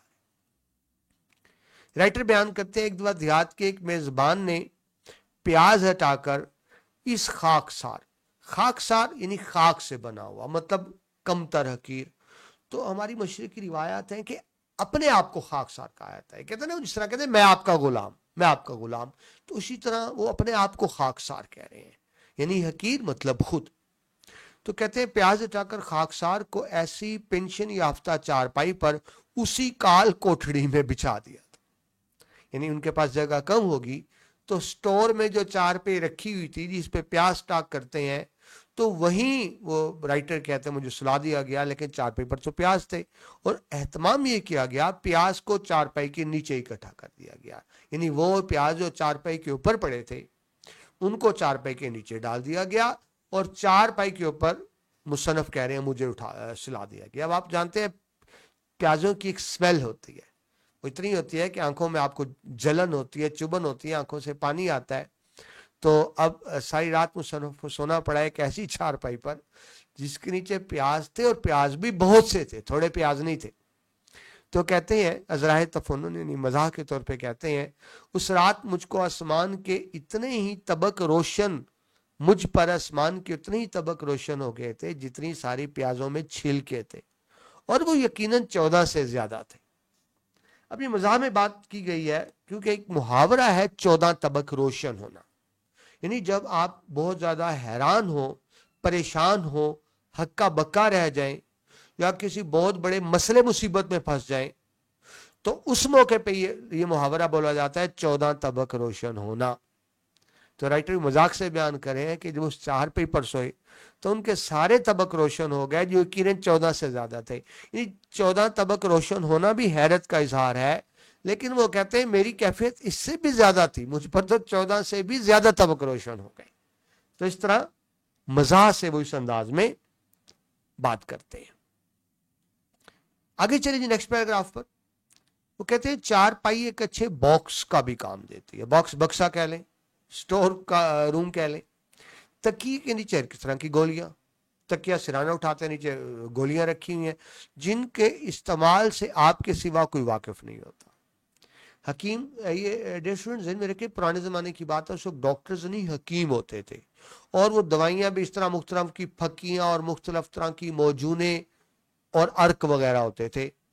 اب صرف مریض کو پتا تھا کون سا ارک، کون سی موجون، کون سی دوا کس ٹائم اور کس طرح سے لینی، اور کسی کو پتا نہیں ہوتا تھا۔ آپ یہ سمجھ لیں بڑی کمپلیکیٹڈ سا علاج ہوا کرتا تھا، ٹھیک ہے جی، جن کے استعمال سے آپ کے سوا کوئی واقف نہیں ہوتا۔ ایک آدھ روپیہ، چند ڈھیلے پیسے، کوئی ممکن ہے روپیہ بھی رکھا ہو، ڈھیلے پیسے۔ اب ڈھیلا پیسہ تو آپ جانتے ہیں 1 روپے میں 100 پیسے ہوتے ہیں تو 1 پیسہ، لیکن پرانے زمانے میں ڈھیلا ہوتا تھا، ڈھیلا آدھے پیسے کو کہتے تھے، لیکن ذہن میں رکھیں ڈھیلا ایکچولی آدھا پیسہ بھی نہیں ہے۔ پرانے زمانے میں جو روپیہ ہوتا تھا وہ 64 پیسے کا تھا، یہ شاید آپ کے لیے نئی بات ہو، اب تو روپیہ 100 پیسے کا ہوتا ہے نا۔ پرانے زمانے میں 1 روپے میں 64 پیسے تصور ہوتے تھے، تو جب 1 روپیہ 64 پیسے کا ہوتا تھا تو وہ 1 پیسے کا بھی جو آدھا پیسہ ہوتا تھا اس کو ڈھیلا کہتے تھے۔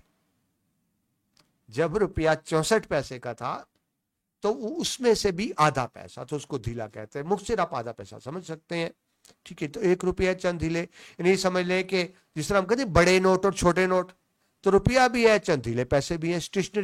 اسٹیشنری لکھنے پڑھنے کا سامان، کتاب قلم وغیرہ وہ ہے جی۔ رسالے، جاڑے کے کپڑے، جاڑے سردیوں کو کہتے ہیں، وہ سردیوں کے لحاف، گرم رضائی وغیرہ وہ بھی چارپائی پر ہی ہے۔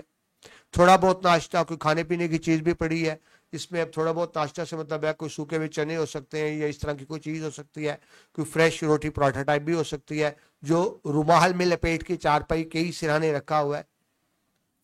نقش سلیمانی، نقش سلیمانی حضرت سلیمان علیہ السلام کی ایک مہر سے منسوب ہے، ان کی مہر تھی، اس کو نقش سلیمانی کہتے ہیں، और ये लोग तावीज़ के तौर पे हाथ में बांधते हैं, गले में डालते हैं, यानी वो तावीज़ जो मुसीबतों से बचाता है, तो उसको नक्शे सुलेमानी कहते हैं। वो फहरिस्त दवाखाना, पुराने ज़माने में कहते डॉक्टर स्पेशलिस्ट तो नहीं होती, तो दवाखानों की फहरिस्त के बीमार हो जाए तो कौन सी दवा कहाँ से लेनी है।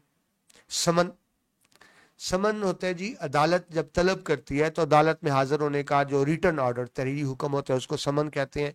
यानी अगर कोई मुकदमेबाजी चल रही है तो कोई समन है, वो भी सिरहाने के नीचे रखा हुआ है। जाली दस्तावेज, तन से लोग फ्रॉड भी करते थे, तो वो जो फैब्रिकेटेड डॉक्यूमेंट आप कह लें, यानी जाली नकली 2 नंबर डॉक्यूमेंट बनाए हैं, वो भी तकिए के नीचे रखे हुए हैं। अब क्योंकि जाली है तो बात समझिए छुपाए जा रहे हैं, क्योंकि कहीं और रखा तो मुमकिन है किसी की नजर पड़ जाए, तो उसको तकिए के नीचे छुपा के रखा हुआ है ताकि किसी दूसरे की नजर ना पड़े।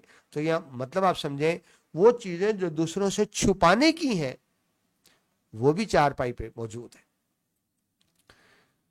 जाली तस्वीर कोई मुसवदे, मुसवदे होता है असल हाथ से लिखी हुई तहरीर, यानी हैंड रिटन। देखिए जब कोई शायर कलाम लिखता है पहले तो हाथ से लिखते हैं ना, किताब बाद में छपती है, तो जो हाथ से लिखी हुई असल तहरीर उसको मुसवदा कहते हैं। ये सब चारपाइयों में, सब चारपाई में आबाद मिलेंगे। तो अब देखें, चारपाई का मतलब ये एक पूरा जहान है, पूरी दुनिया है चारपाई, जिसकी इसमें निशानदही की गई है। नेक्स्ट पैराग्राफ में है जी, वो कहते हैं जी, राइटर बयान कर रहे हैं कि मैं एक ऐसे सांप से वाकिफ हूं जो चारपाई पर लेटे लेटे, इन उठे बगैर ही लेटे लेटे, इनमें से हर एक को उजाला हो या अंधेरा, इस सेहत के साथ यानी बिल्कुल ठीक, एक्यूरेट, बिल्कुल एग्जैक्ट अंदाजे के साथ, उसको सेहत कहेंगे, इस सेहत के साथ आंखें बंद करके निकाल लेते हैं और फिर रख देते हैं, जैसे हकीम नाबीना साहब मरहूम अपने लंबे चौड़े बॉक्स में से हर मर्ज की दवाएं निकालते और फिर रख देते। देखिए चारपाई पर मुख्तलिफ जगहों पे मुख्तलिफ चीजें मौजूद हैं, लेकिन जो चारपाई पर लेटे हुए हैं उनको मालूम है कौन सी चीज कहाँ पड़ी है। वो जानते हैं चारपाई के नीचे तकिए के दाएं साइड या बाएं साइड या नीचे वाली साइड पे या चादर के नीचे या चादर से ऊपर या तकिए के अंदर कौन सी चीज कहाँ रखी है, उनको ढूंढनी नहीं पड़ती।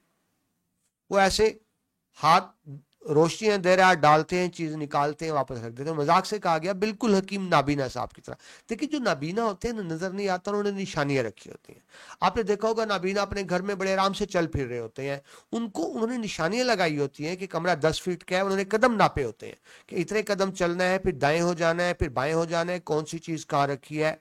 हम ये बेटा आंखें अल्लाह ताला की बहुत बड़ी नेमत है, आंखें अल्लाह ताला की बहुत बड़ी नेमत है, उनसे पूछें जिनको अल्लाह ने नेमत नहीं थी। ठीक है जी। तो नाबीना ने चंद निशानियां रखी होती हैं कि कौन सी चीज कहां पड़ी है। तो मजाक से कहा गया कि इस तरह एक साहब भी हकीम नाबीना साहब की तरह उन्होंने भी निशानी रखी हुई हैं, यानी चारपाई के ऊपर बहुत सी चीजें हैं, लेकिन उनको पूरा पूरा पता है कि कौन सी चीज कहां पर पड़ी है, कौन सी चीज कहां से उठानी है और कौन सी चीज कहां पर रखनी है। ठीक है जी, आगे चले अगले पैराग्राफ तरफ। वो कहते हैं ये हुकूमत भी चारपाई पर सही होती है, गवर्नमेंट। या कौन सी हुकूमत की बात हो रही है? घरेलू हुकूमत की बात।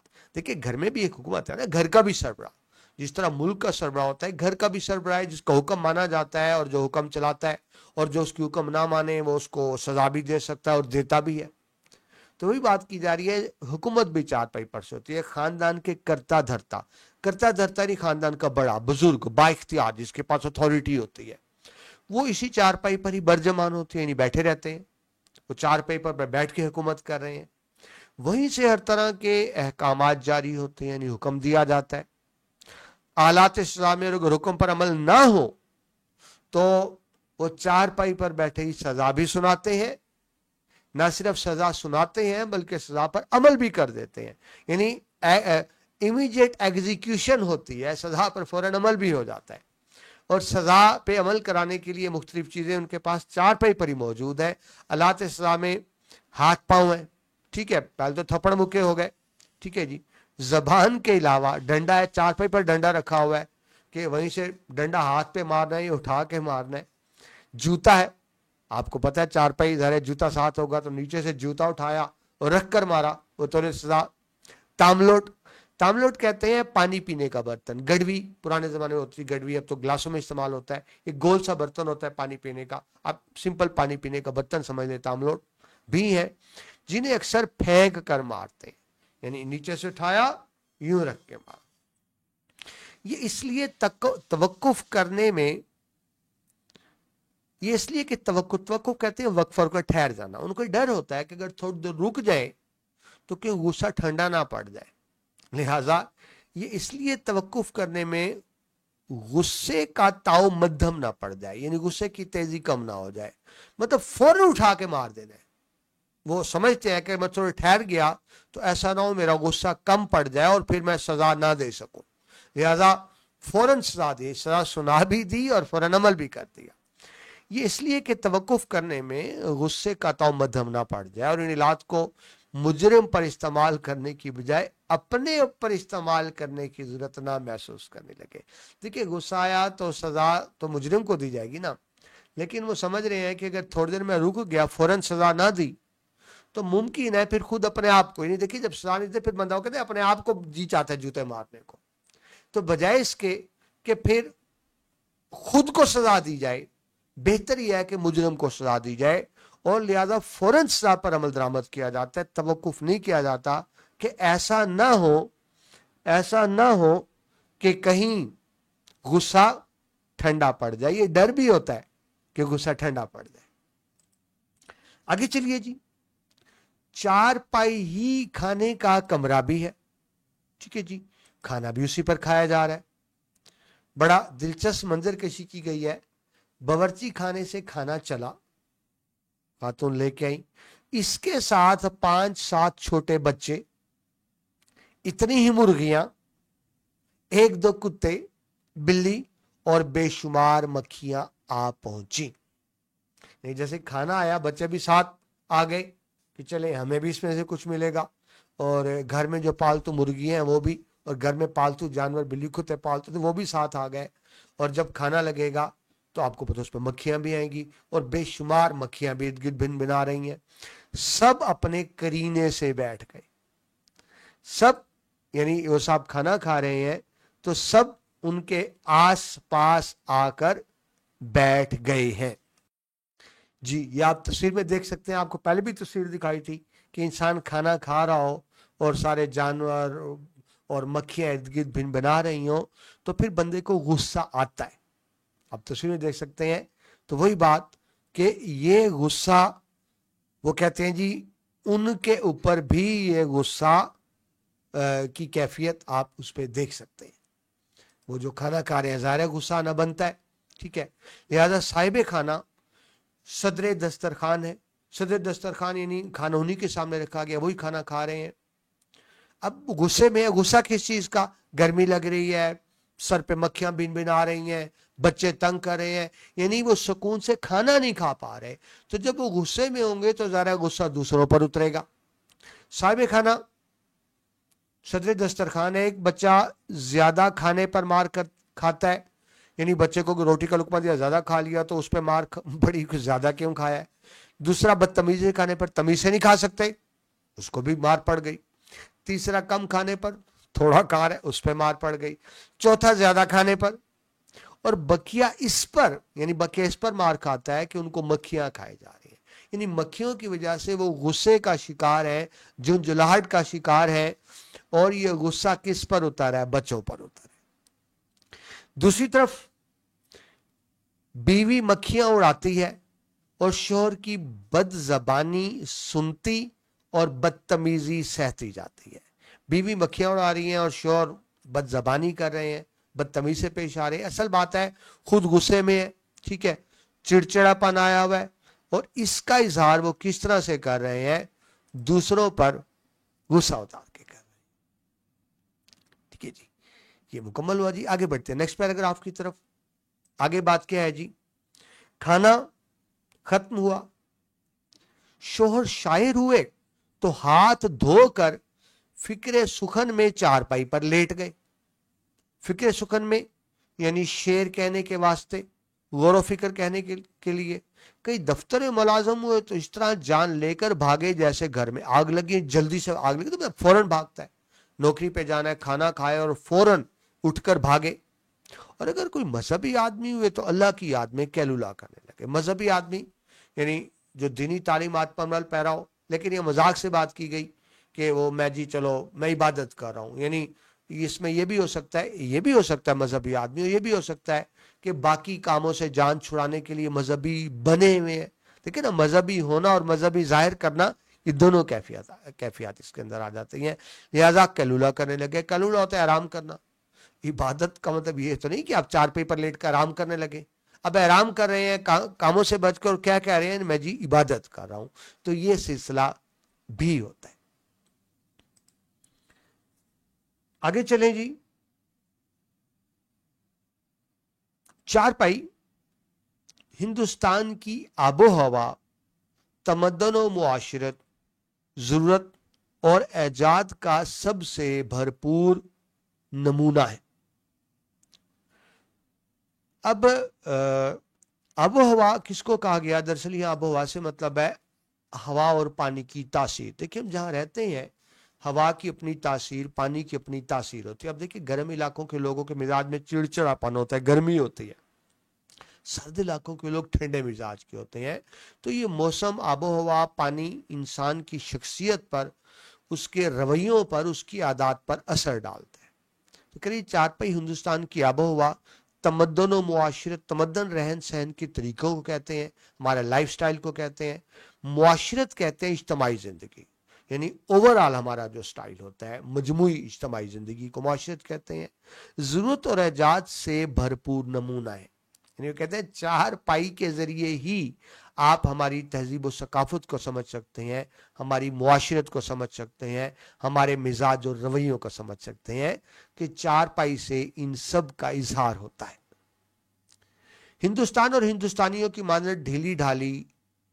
अब हम जो लिबास पहनते हैं, कमीज शलवार आप जानते हैं, वो ढीला ढाला होता है। अंग्रेज जो पहनते हैं ना, वो शर्ट टाइट होती है, जीन्स पैंट टाइट होती है, लेकिन कमीज शलवार जरा ढीली डाली होती है। तो वैसे हमारी चारपाई भी ढीली डाली होती है, पूरी कसी हुई नहीं होती। ठीक है जी। शिकस्ता हाल, शिकस्त हाल टूट फूट का शिकार, टूटी हुई है या टूटने के करीब है, कहीं से ऊपर उसकी अदवाइन जिससे बुनती होती है वो टूटी हुई है, या एक पाया टूटा हुआ है, या चारपाई टेढ़ी है, यानी सही बैलेंस में नहीं है। ये सारी चीजें आ जाएंगी शिकस्त हाली में। बेसरोसमा, यानी जिसको कोई पूछने वाला ना हो, भाई यारो मददगार हो, लेकिन हिंदुस्तानियों की तरह गालिब और हुक्मरानों के लिए हर किस्म का सामान राहत फराहम करने के लिए आमादा। यानी चारपाई बेशक टूटी हुई है, ढीली ढाली है, इसके बावजूद लोगों को पूरी राहत इस पर दस्तयाब है।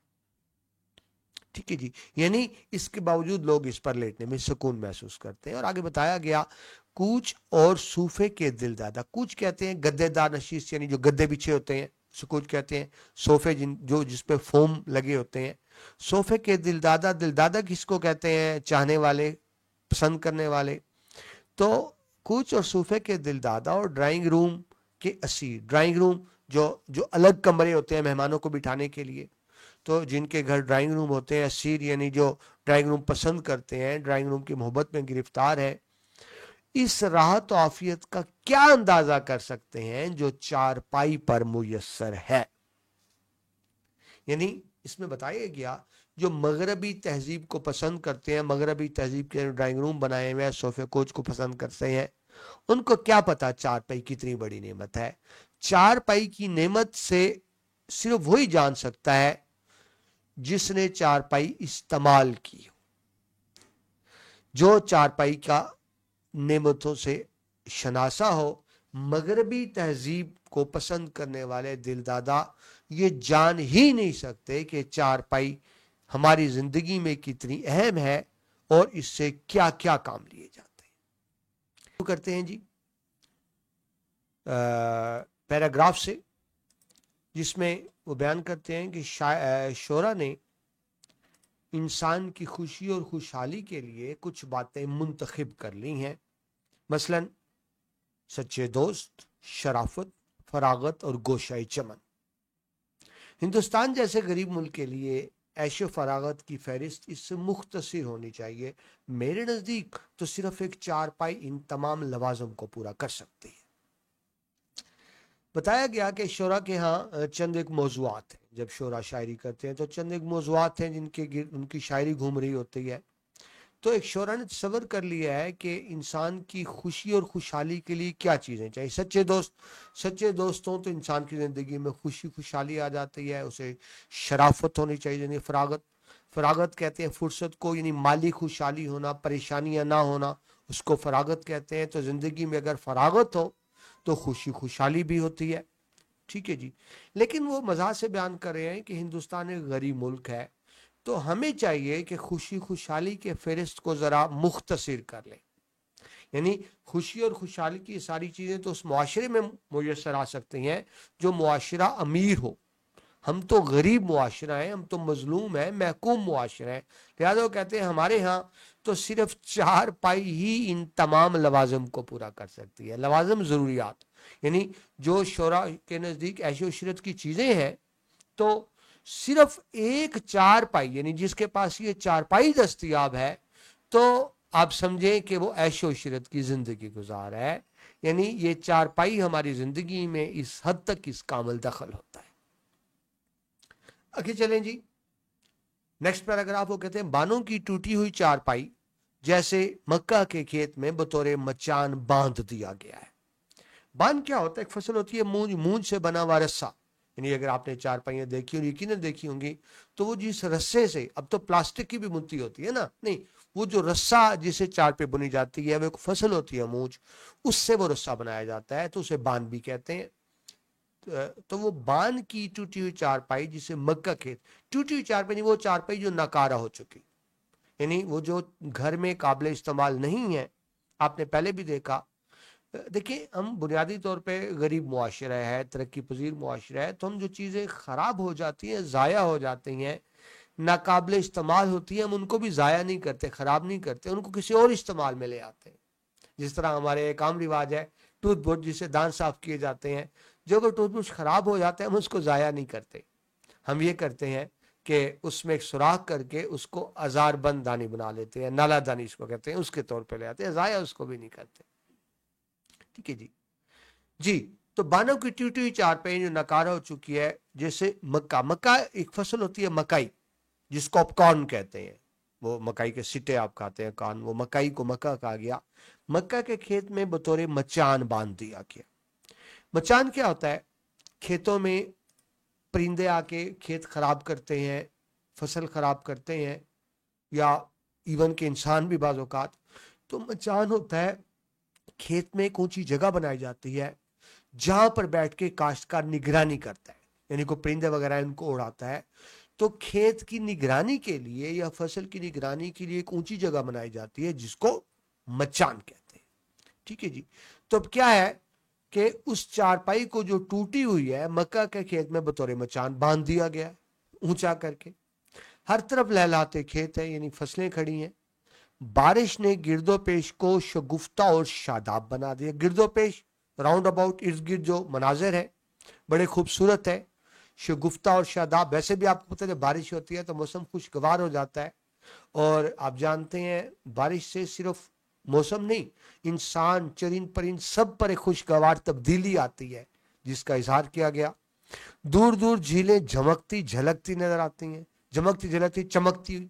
جب پانی کے قطرے ہوتے ہیں تو وہ چمک رہے ہیں جب سورج کی شعائیں پڑتی ہیں ان پر، جن میں طرح طرح کے آبی جانور. اب دیکھیں فصلہ میں پانی بھی کھڑا ہے تو اس میں آپ کو بطخیں بھی نظر آئیں گی، مرغابیاں بھی نظر آئیں گی، بگلے بھی نظر آئیں گے. دیہاتوں میں یہ عام ہوتے ہیں مناظر، شہروں میں تو شاید نہ ہو، دیہاتوں میں یہ آپ عام مناظر دیکھتے ہیں. یعنی شہروں میں آپ کو فصلوں میں بگلے بطخیں نہیں نظر آتی، صرف زو میں ہی نظر آتی ہیں، لیکن دیہاتوں میں آپ کو عام فصلوں کے اندر یہ چیزیں، یہ پرندے نظر آتے ہیں. ٹھیک ہے جی. تو دور دور جھیلیں جھمکتی جھلکتی نظر آتی ہیں. طرح طرح کے آبی جانور اپنی اپنی بولیوں سے برسات کی عملداری اور مزیداری کا اعلان کر رہے ہیں. یعنی پرندوں کا بولنا، اپنی بولیاں نکالنا، چہچانا، دراصل وہ بھی برسات کو انجوائے کر رہے ہیں. میں نے کہا نا برسات کے اثرات انسان، چرند پرند رند سب پر آتے ہیں.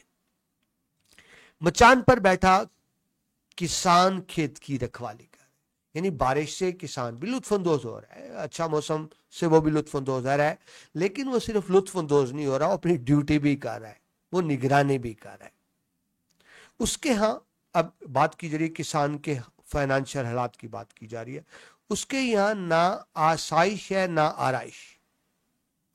आसाइश सहूलत, देखिए किसान को सहूलत दस्तियाब नहीं। अब देखिए खेत में बैठा है, वहां पंखा नहीं लगा हुआ, वहां एसी नहीं लगा हुआ, कूलर नहीं लगा हुआ, उसके आगे टीवी नहीं चल रहा, वो मोबाइल पर इंटरनेट पर सोशल मीडिया इस्तेमाल नहीं कर रहा, वो तो दिन रात खेत में लगा हुआ है, जानवरों के साथ जानवर बना हुआ है, दिन रात मेहनत कर रहा है, तब इस काबिल होता है कि फसल उग सके।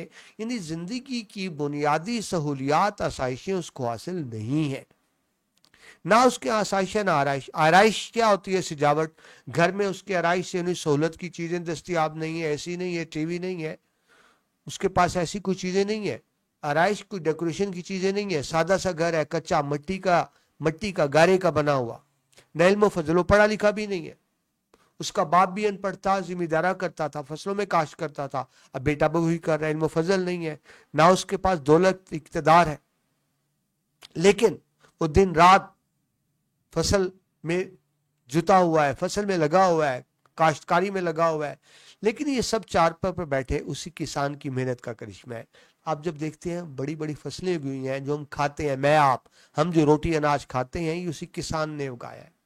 उस किसान ने जो खुद बुनियादी जरूरियात के लिए मोहताज है, जिसकी अपनी बुनियादी जरूरियात पूरी नहीं हो रही, लेकिन वो हमारा पेट भर रहा है। जरा तसव्वुर करें, अगर किसान फसल ना उगाए हम तो भूखे मर जाए। अब देखिए गुजारा नहीं है, अगर अनाज ना हो, फसल ना हो, फल फ्रूट सब्जियां ना हो, तो देखिए हम क्या करें।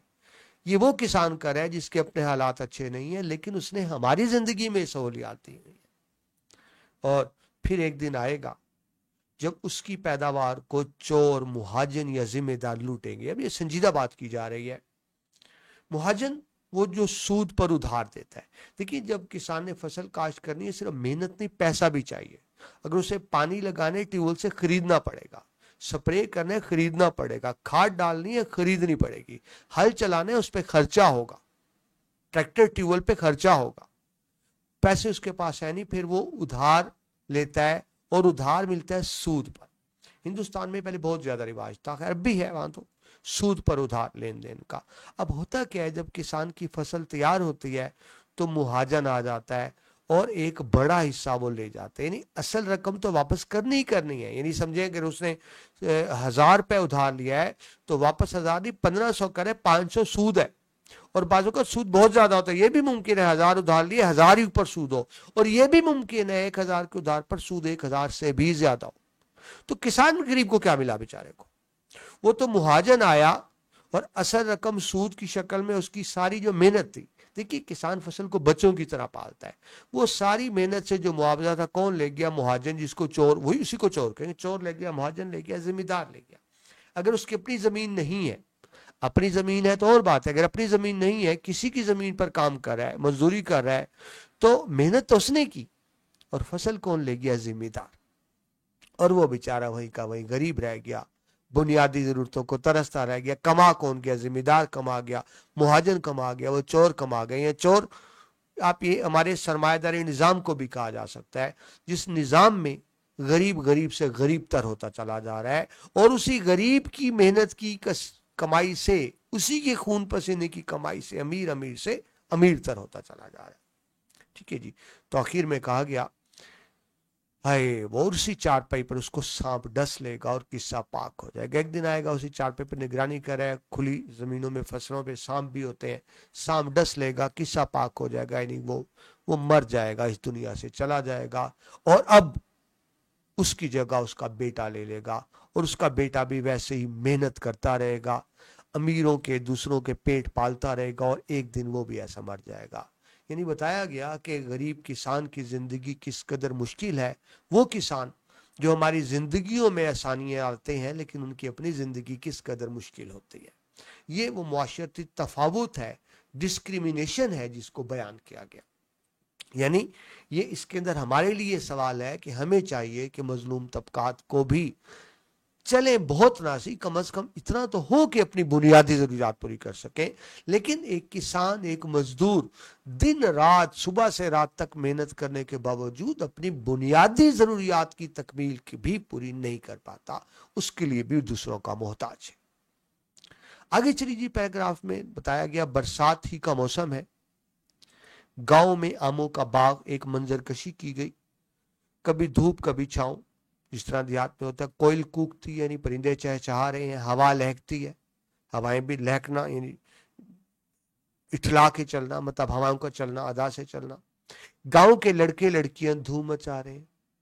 ये मैं बार बार बात करूं, पुराने जमाने का इंशाई है, उस वक्त यानी ये फर्क नहीं होता था। इवन नौजवान लड़के लड़कियां भी इकट्ठे खेल कूद रहे हैं, यानी ये नहीं देखा जाता मर्द औरत का फर्क, अब तो हो गया ना। पहले यानी मासूमियत थी, ये लड़का और लड़की को इस तरह मासूमियत थी, इकट्ठे उठना बैठना खेल कूद, ये बड़ी आम सी बात थी। लड़के लड़कियां गांव के धूम मचा रहे हैं, कहीं कोई पका आम डाल से टूट कर गिरता है, डाल टहनी, ठीक है जी, सबके सब झपटते हैं, यानी आम गिरा। आप देखिए दरख्त से आम तोड़ा नहीं, दरख्त को खराब नहीं किया जा रहा, लेकिन अगर हवा चलने से कोई आम गिरता है, दूसरी क्रिकेट में बॉल को कैच करने की कोशिश करते हैं, तो सारे उस आम को कैच करने की कोशिश कर रहे हैं, पकड़ने की कोशिश कर रहे हैं। झपटना यानी भाग कर पकड़ना। जिसको मिल गया वो हीरो बन गया, जिसको ना मिला उसे ठट्ठे लगाए।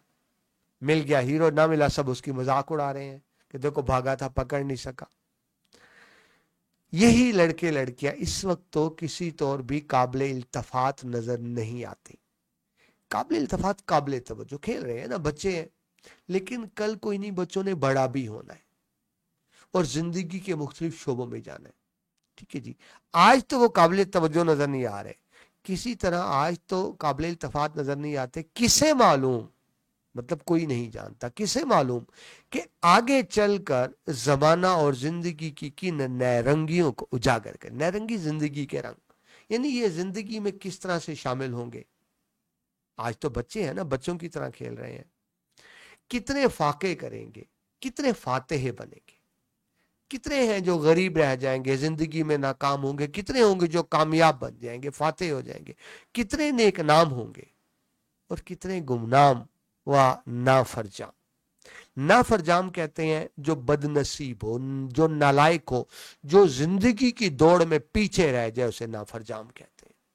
तो आज तो सारे बच्चे मिलके खेल रहे हैं ना, लेकिन इनमें कोई कामयाबी की इंतहाओं को छुएगा, कोई लीडर बनेगा और कोई गरीब रह जाएगा, मजदूर बन जाएगा, यानी कोई नाकाम होगा और कोई कामयाब होगा। आगे चल के जिंदगी एक जैसी नहीं रहेगी। हाँ, इस वक्त ये एक ही तरह खेल रहे हैं और सब एक तरह है, लेकिन ये आगे चलकर एक जैसे नहीं होंगे। मुआशरती तफावत, अमीर गरीब का फर्क इनमें पैदा हो जाएगा, बड़े छोटे का फर्क पैदा हो जाएगा। आगे लिखते हैं, और ये खाकसार, खाकसार यानी कमतर, वो अपने आप को कह रहे हैं, अपनी बात कर रहे हैं, यानी इसका मतलब मैं है खाकसार का मतलब। और ये खाकसार एक खरी चारपाई पर, खरी चारपाई यानी नंगी चारपाई जिस पर कुछ चादर नहीं बिछी हुई, वैसी चारपाई पर लोग इसलिए भी खरी चारपाई इस्तेमाल करते हैं कि नीचे से ना हवा लगती रहती है। जब आप चादर गद्दा बिछा लेते हैं तो हवा नहीं लगती, तो खरी चारपाई यानी नीचे से भी हवा लगे। ये खाकसार एक खरी चारपाई पर उसी बाग में आराम फरमा रहा है। अपने आप को मजाक से लिखकर फरमा रहा है, फरमाना तो दूसरे को कहते हैं ना, अपने आप को लिखा जा रहा है मजाक से। चारपाई बागबान की है, यानी किसी के बाग में है ना, उसका अपना बाग नहीं है, तो ज़ाहिर है जिसका बाग है चारपाई उसकी है। यानी मतलब ये दुनिया हमारी नहीं, हम तो मेहमान है ना, रेस्टोरेंट हम तो मेहमान है ना।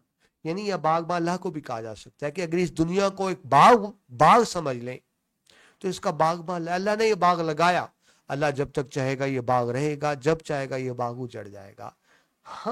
हमारी क्या हैसियत, इंसान की कोई हैसियत नहीं। तो ये उस तरफ इशारा है।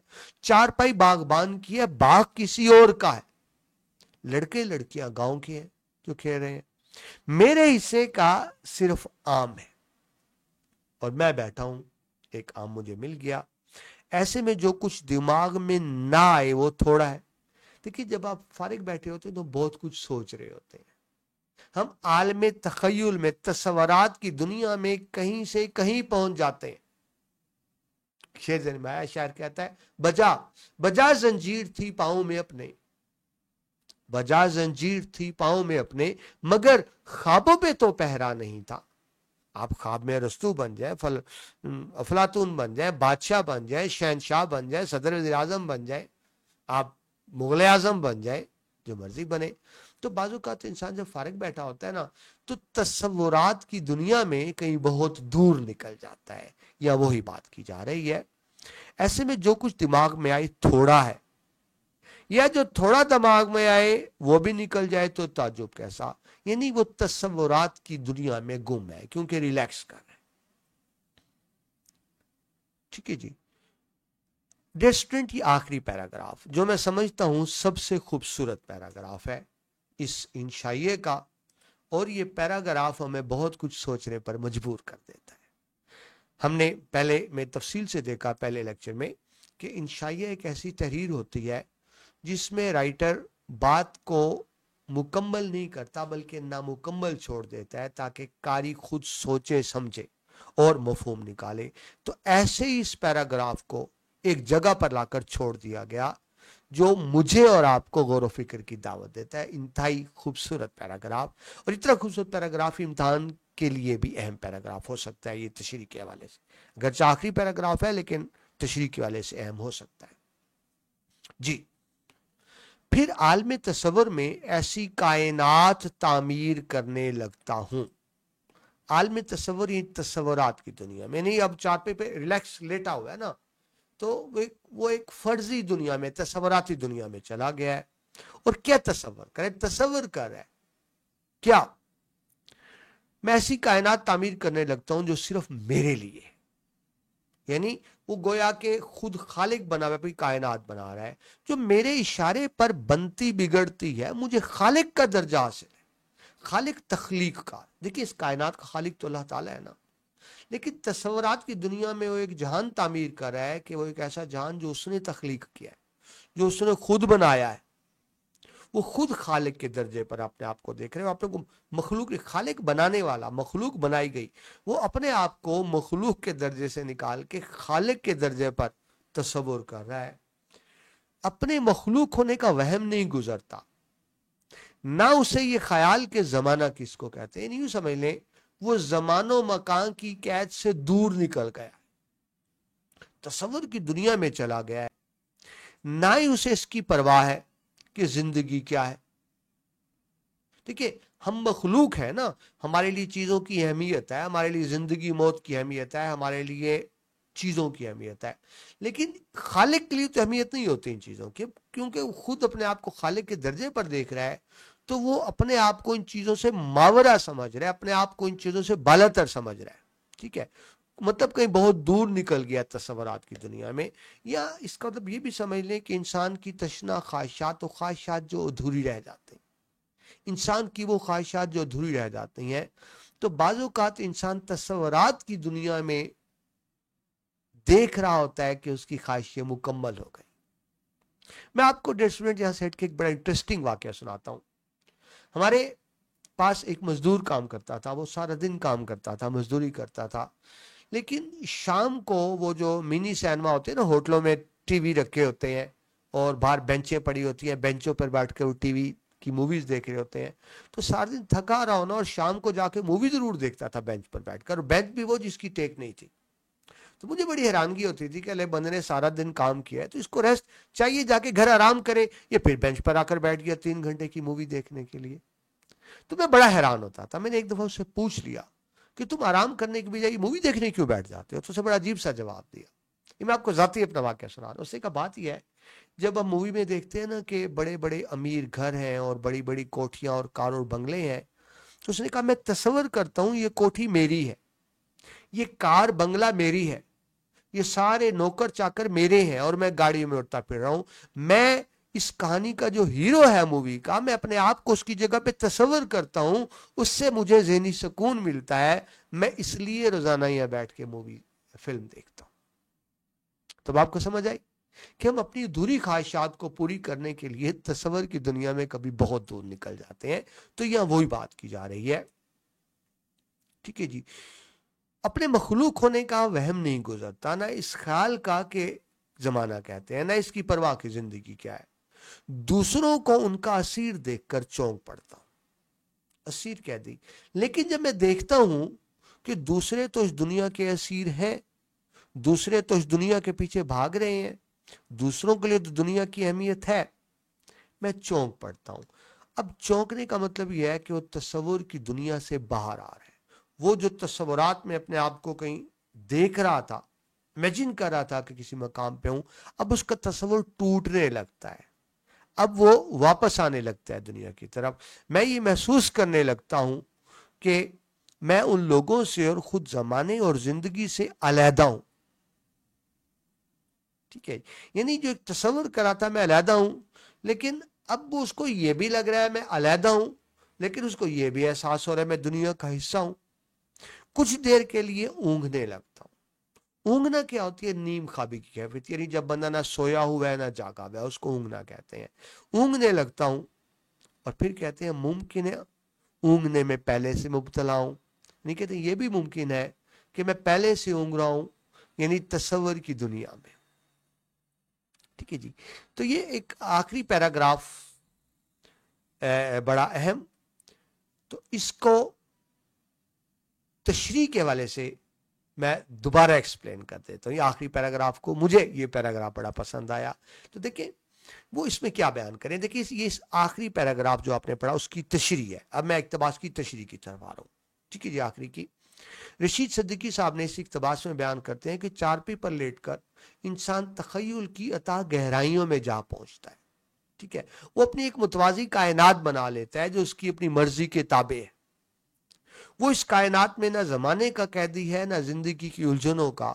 उसे मखलूक होने का एहसास नहीं है, बल्कि वो अपने आप को आजाद महसूस कर रहा है। मुसन्नफ चारपाई पर लेटे लेटे एक ऐसी कायनात बना रहा है जो उसकी अपनी है, जो जिस पर कोई असरात नहीं है दूसरी दुनिया के। वो अपने आप को आजाद महसूस कर रहा है।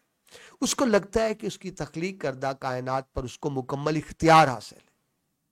मुसन्नफ अपने आप को यहां बयान कर रहा है। वो कहता है मैं अपनी मर्जी से, मैं कायनात मैंने जो बनाई, मैं खुद अपने हालात उसमें बदल सकता हूं। वो खुद अपने आप को खालिक की जगह पे देख रहा है और अपने आप को महदूद नहीं बल्कि लामहदूद तस्वर कर रहा है। लेकिन जब देखता है दूसरे लोगों को, वो तो जमाने के कैदी हैं, तो फिर उसे ये तजाद कंट्रडिक्शन महसूस होता है और आखिर में वो इसको ऊँघने से ताबीर कर रहा है। ऊँघ रहा है मतलब सोने जागने की दरमियानी कैफियत है, अभाम मुबहम, उसको क्लियर नहीं, यानी वो खुद भी फैसला नहीं कर पा रहा कि वो पहले ख्वाब देख रहा था या अब ख्वाब देख रहे हैं। आपने बहुत दफा नोट किया होगा जब वो ख्वाब से जागते हैं ना, तो हमें समझ नहीं आ रही होती ये पहले ख्वाब था ये अब ख्वाब है। ये बिल्कुल वही कैफियत है सोए जागे की, जिसको अभाम की कैफियत कहते हैं। यही अभाम, सच और ख्वाब की धुंधली सरहद इस इक्तबास को अजीम बनाती है। ये एक ऐसा इक्तबास है जो इंशाइया निगारी को महज तंजो मज़ाह से निकाल कर फलसफा, अदब और तसव्वुफ के संगम पर ले आता है। मुसन्नफ ये सोचता है कि शायद वो हकीकत की नींद में जी रहा था और अब बेदार हुआ है, और उसे यह भी लगता है कि शायद उसकी पूरी जिंदगी ही एक ऊँघ की मानद है। आखिर में जो ऊँघ का तस्वर है वो इसको कबूल नहीं कर पा रहा। वो तखय्युल की दुनिया में पूरी तरह ना खोया हुआ है ना जागा हुआ है, वो एक दरमियानी कैफियत में है। तो मुसन्नफ ने इस इक्तबास में इंसान के जहन की पेचीदगी को निहायत खूबसूरती से बयान किया है। चारपाई महज एक बिस्तर नहीं है, बल्कि एक इंसान के लिए उसकी ज़हनी पनागाह है, जहां इंसान अपनी महदूदियतों के बावजूद खुद को खालिक समझ रहा है, मगर आखिरकार उसे एहसास होता है ये सब आर्जी वहम था। आखिर में ऊँघ का तस्वर बताता है कि इंसान कभी भी मुकम्मल तौर पर हकीकत को कबूल नहीं कर पाता और ना ही तखय्युल को पूरी तरह खो पाता है। इस तरह वो हमेशा एक दरमियानी दुनिया में जीते हुए एक मुस्तकिल बेयकीनी का शिकार रहता है। तो ये आखिरी पैराग्राफ मुझे खूबसूरत लगा, तो मैंने देखें इस आखिरी पैराग्राफ की तफसील से दोबारा तशरीह कर दी। یہ آپ جو انشائی ہے مضامین رشید سے لیا گیا. تو ڈیئر اسٹوڈنٹس، یہاں پر ہمارا ختم ہوتا ہے سبق. ہم نے ہر پیراگراف کی تشریح کی، لیکن اسٹوڈنٹس کا تقاضا ہوتا ہے کہ سب کی خلاصہ بھی ضرور کرایا کریں. تو اینڈ پر سب کی خلاصہ میں کوئی نئی بات نہیں ہوتی، ذہن میں رکھیں جو سبق میں وہی لکھنا ہوتا ہے، لیکن آپ نے خاص خیال رکھنا ہوتا ہے سب کی خلاصے میں پورا سبق تو کور ہو جائے، لیکن خلاصے میں ایسی کوئی بات نہیں لکھنی ہوتی جو سبق میں نہ ہو. یعنی سبق کی تو ساری اہم باتیں آ جائیں لیکن باہر کی کوئی بات نہیں لکھنی ہوتی. اور عام تصور یہ ہے کہ سب کی خلاصہ پورے سبق کا 1/3 ایک تہائی ہونا چاہیے. ٹھیک ہے جی، تو سب کی خلاصہ آپ کے سامنے ہے، جس میں ریڈ آؤٹ کر دیتا ہوں. اس پر مزاح انشائیہ میں یہ سب کی خلاصہ میں آپ کے سامنے بیان کر رہا ہوں. اس پر مزاح انشائیہ میں چارپائی کو مذہبی تقدس کا درجہ دیتے ہوئے بتایا گیا ہے کہ انسان چارپائی پر ہی پیدا ہوتا ہے، اسی پر تعلیم حاصل کرتا ہے، یہیں سے نوکری یا پھر جیل جاتا ہے اور اسی پر ہی سفر آخرت کے لیے روانہ ہوتا ہے. لہذا یہ گھر کی ایک مفید اور نہایت قابل اعتماد چیز ہے. چارپائی کو ریاست کے ملازم سے تشبیہ دی گئی جو ہر کام کے لیے ناموزوں ہونے کے باوجود بھی اسے ہر کام پر لگا دیا جاتا ہے. کسی ریاست میں ایک صاحب ولایت سے اعلیٰ تعلیم حاصل کر کے آئے تو انہیں ان کے مطابق اسامی نہ ہونے کی وجہ سے کسی غیر موزوں جگہ پر تعینات کر دیا گیا. کچھ ایسا ہی سلوک ہم چارپائی سے بھی کرتے ہیں، حالانکہ چارپائی ان ملازم صاحب سے کہیں زیادہ کارآمد ہوتی ہے. ہمارے ہاں چارپائی کے ہوتے ہوئے کسی اور چیز کی ضرورت محسوس نہیں ہوتی. ایک بیمار کی چارپائی پر تکیے کے نیچے دوا کی پڑیا، سرہانے رکھی جو شاندے کی دیج کی، اور چارپائی کے نیچے میلے کپڑے، کھلونے، روٹی کے ٹکڑے، جھاڑو، کباڑ اور ایک دو بچے نظر آئیں گے. اور اگر زندگی نے وفا نہ کی تو سفر آخرت بھی اسی چارپائی پر ہی طے ہوگا. ہمارے ہاں چارپائی ایک مکمل تہذیب کی علامت ہے. اس کو ڈرائنگ روم، سونے کے کمرے، غسل خانے، دوا خانے، صندوق کی حیثیت بھی حاصل ہے. اسی پر عبادت بھی کی جاتی ہے. اگر گھر کوئی مہمان آ جائے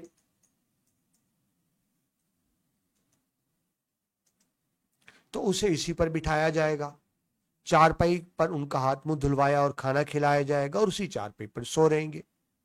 اسی چارپائی پر سوکھنے کے لیے اناج پھیلایا جائے گا جس پر تمام دن چڑیاں حملہ کرتی رہیں گی، گالیاں سنتی رہیں گی. کوئی تقریب ہوئی تو اسی چارپائی پر بڑے پیمانے پر آلو بھی چھیلے جائیں گے. جس طرح سرکاری ملازم سبکدوش ملازمت سے سبکدوش ہو جاتے ہیں، اسی طرح پرانی ناقابل استعمال چارپائی بھی کسی کال کوٹڑی میں داخل کر دی جاتی ہے. اسی پر پیازوں کا ذخیرہ جمع کیا جاتا ہے. ایک مرتبہ مصنف کو بھی ایسی چارپائی پر لٹایا گیا جس کے نیچے پیاز تھے تو اس کے 14 طبق روشن ہو گئے مصنف کے، یعنی بڑی مشکل ان کا اس پہ رات گزری. چارپائی ایک اچھے باکس کا کام بھی دیتی ہے. تکیے کے نیچے ہر قسم کی گولیاں، روپے پیسے، کتابیں، رسالے، نقشے سلیمانی، عدالتی دستاویز، مسودے وغیرہ رکھے ملیں گے. اور صاحب چارپائی پر ہر ایک چیز کے مقام سے بخوبی واقف ہوں گے اور انہیں ہر چیز بآسانی ہر چیز کو چارپائی کے نیچے سے اٹھائیں اور رکھیں گے. ہمارے ہاں تو حکومت بھی چارپائی پر سے ہی ہوتی ہے. خاندان کے کرتا دھرتا چارپائی پر برجمان ہوتے ہیں اور وہیں سے ہر طرح کے احکامات صادر کرتے رہتے ہیں، اور حکم عدولی پر ڈنڈا، جوتا، تاملوٹ کے ذریعے سزا کا نفاذ بھی اسی چارپائی سے ہی کرتے ہیں. کھانے کا کمرہ بھی یہی چارپائی ہوتی ہے. صاحب خانہ چارپائی پر، ان کے گرد 5-6-7 چھوٹے بچے، اتنی مرغیاں، 1-2 کتے، بلی، بے شمار مکھیاں موجود ہوتی ہیں. بچے بلا وجہ مار کھاتے ہیں، بیوی مکھیاں اڑاتے ہوئے گالیاں بھی سنتی ہے، بدتمیزی بھی سہتی ہے. کھانے کے بعد شور شاعر ہوئے تو ہاتھ دھو کر فکر سخن میں لیٹ گئے، ملازم ہوئے تو دفتر کو بھاگے، اور مذہبی آدمی ہوئے تو اسی چارپائی پر کیلولا کرنے لگے. مصنف کے نزدیک चारपाई हिंदुस्तान की आबोहवा, तमद्दन, मुआशरत, ज़रूरियात और एजाद सबका भरपूर नमूना है, जिस पर राहत की हर चीज मौजूद है। मगरबी तर्ज के कूच और सोफे के शौकीन और ड्राइंग रूम के असीर इसकी राहत का अंदाजा नहीं लगा सकते जो चारपाई पर मुयस्सर है। हमारे शोरा ने इंसान की खुशी और खुशहाली के लिए कुछ बातें मुंतखब कर ली हैं, मसलन सच्चे दोस्त, शराफत, फरागत और गोशा चमन वगैरह। हालांकि सिर्फ एक चारपाई इन तमाम लवाजम को पूरा कर सकती है। गांव में मक्की की फसल की निगरानी के लिए बानों की टूटी हुई चारपाई को खेत में बतौर मचान बांध दिया जाता है और मचान पर बैठा हुआ किसान खेत की रखवाली रखता है। इस किसान को जिंदगी की कोई सहूलत हासिल नहीं है, लेकिन वो दिन रात मेहनत करके हम सब के लिए अनाज उगाता है। फिर एक दिन आएगा जब उसकी पैदावार को सूद पर उधार देने वाले मुहाजन और जिम्मेदार लूटेंगे और फिर इसी चारपाई पर उसको सांप डसेगा और उसका किस्सा पाक हो जाएगा। मुसन्नफ चारपाई पर बैठा हुआ बरसात के मौसम की मंजर कशी बयान करते हुए कहता है कि गांव के लड़के लड़कियां मिलकर धूम मचा रहे हैं, सभी आम के डाल से गिरे आम पकड़ने के लिए झपट रहे हैं, एक दूसरे पर ठट्ठे लगा रहे हैं। यही नाकाबिल इल्तफात लड़के लड़कियां आगे चलकर जमाना और जिंदगी की किन नारंगियों को उजागर करेंगे। इनमें से कितने फातिहा बनेंगे और कितने ही नाकाम और गुमनाम हो जाएंगे। मुसन्नफ चारपाई पर लेटा हुआ गनूदगी के आलम में एक फर्जी तस्वराती कायनात में पहुंच जाता है, जहां तखय्युल की दुनिया में खुद को खालिक तस्वर करते हुए देखता है कि कायनात उसी के इशारे पर बनती बिगड़ती है और वो खुद जमानों मकान की कयूत से बालातर खुद को समझने लगता है, लेकिन दूसरों को जमाने का सिर देखकर चौंक पड़ता है। आखिर में उनका तस्वर ये बताता है कि इंसान कभी भी मुकम्मल तौर पर हकीकत को कबूल नहीं कर पाता, ना ही तखय्युल में पूरी तरह खो पाता है।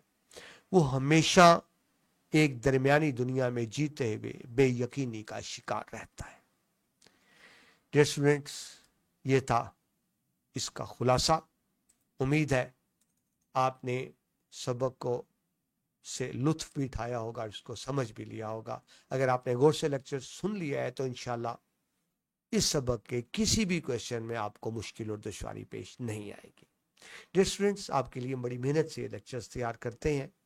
अगर आपको इनसे फ़ायदा हो रहा है तो ये आपका इखलाकी फ़र्ज़ भी बनता है और मेरी आपसे रिक्वेस्ट भी है कि अपने इस चैनल को आगे से आगे फैलाएं। इस चैनल को सब्सक्राइब भी किया करें और दोस्तों के साथ इन वीडियोस को शेयर भी किया करें, ताकि इल्म का सिलसिला आगे से आगे बढ़ता रहे और यूं ही चिराग से चिराग चलता रहे। अपना बहुत सा ख्याल रखिएगा। अगले सबक के साथ आपसे दोबारा मुलाकात होती है। अल्लाह हाफिज़।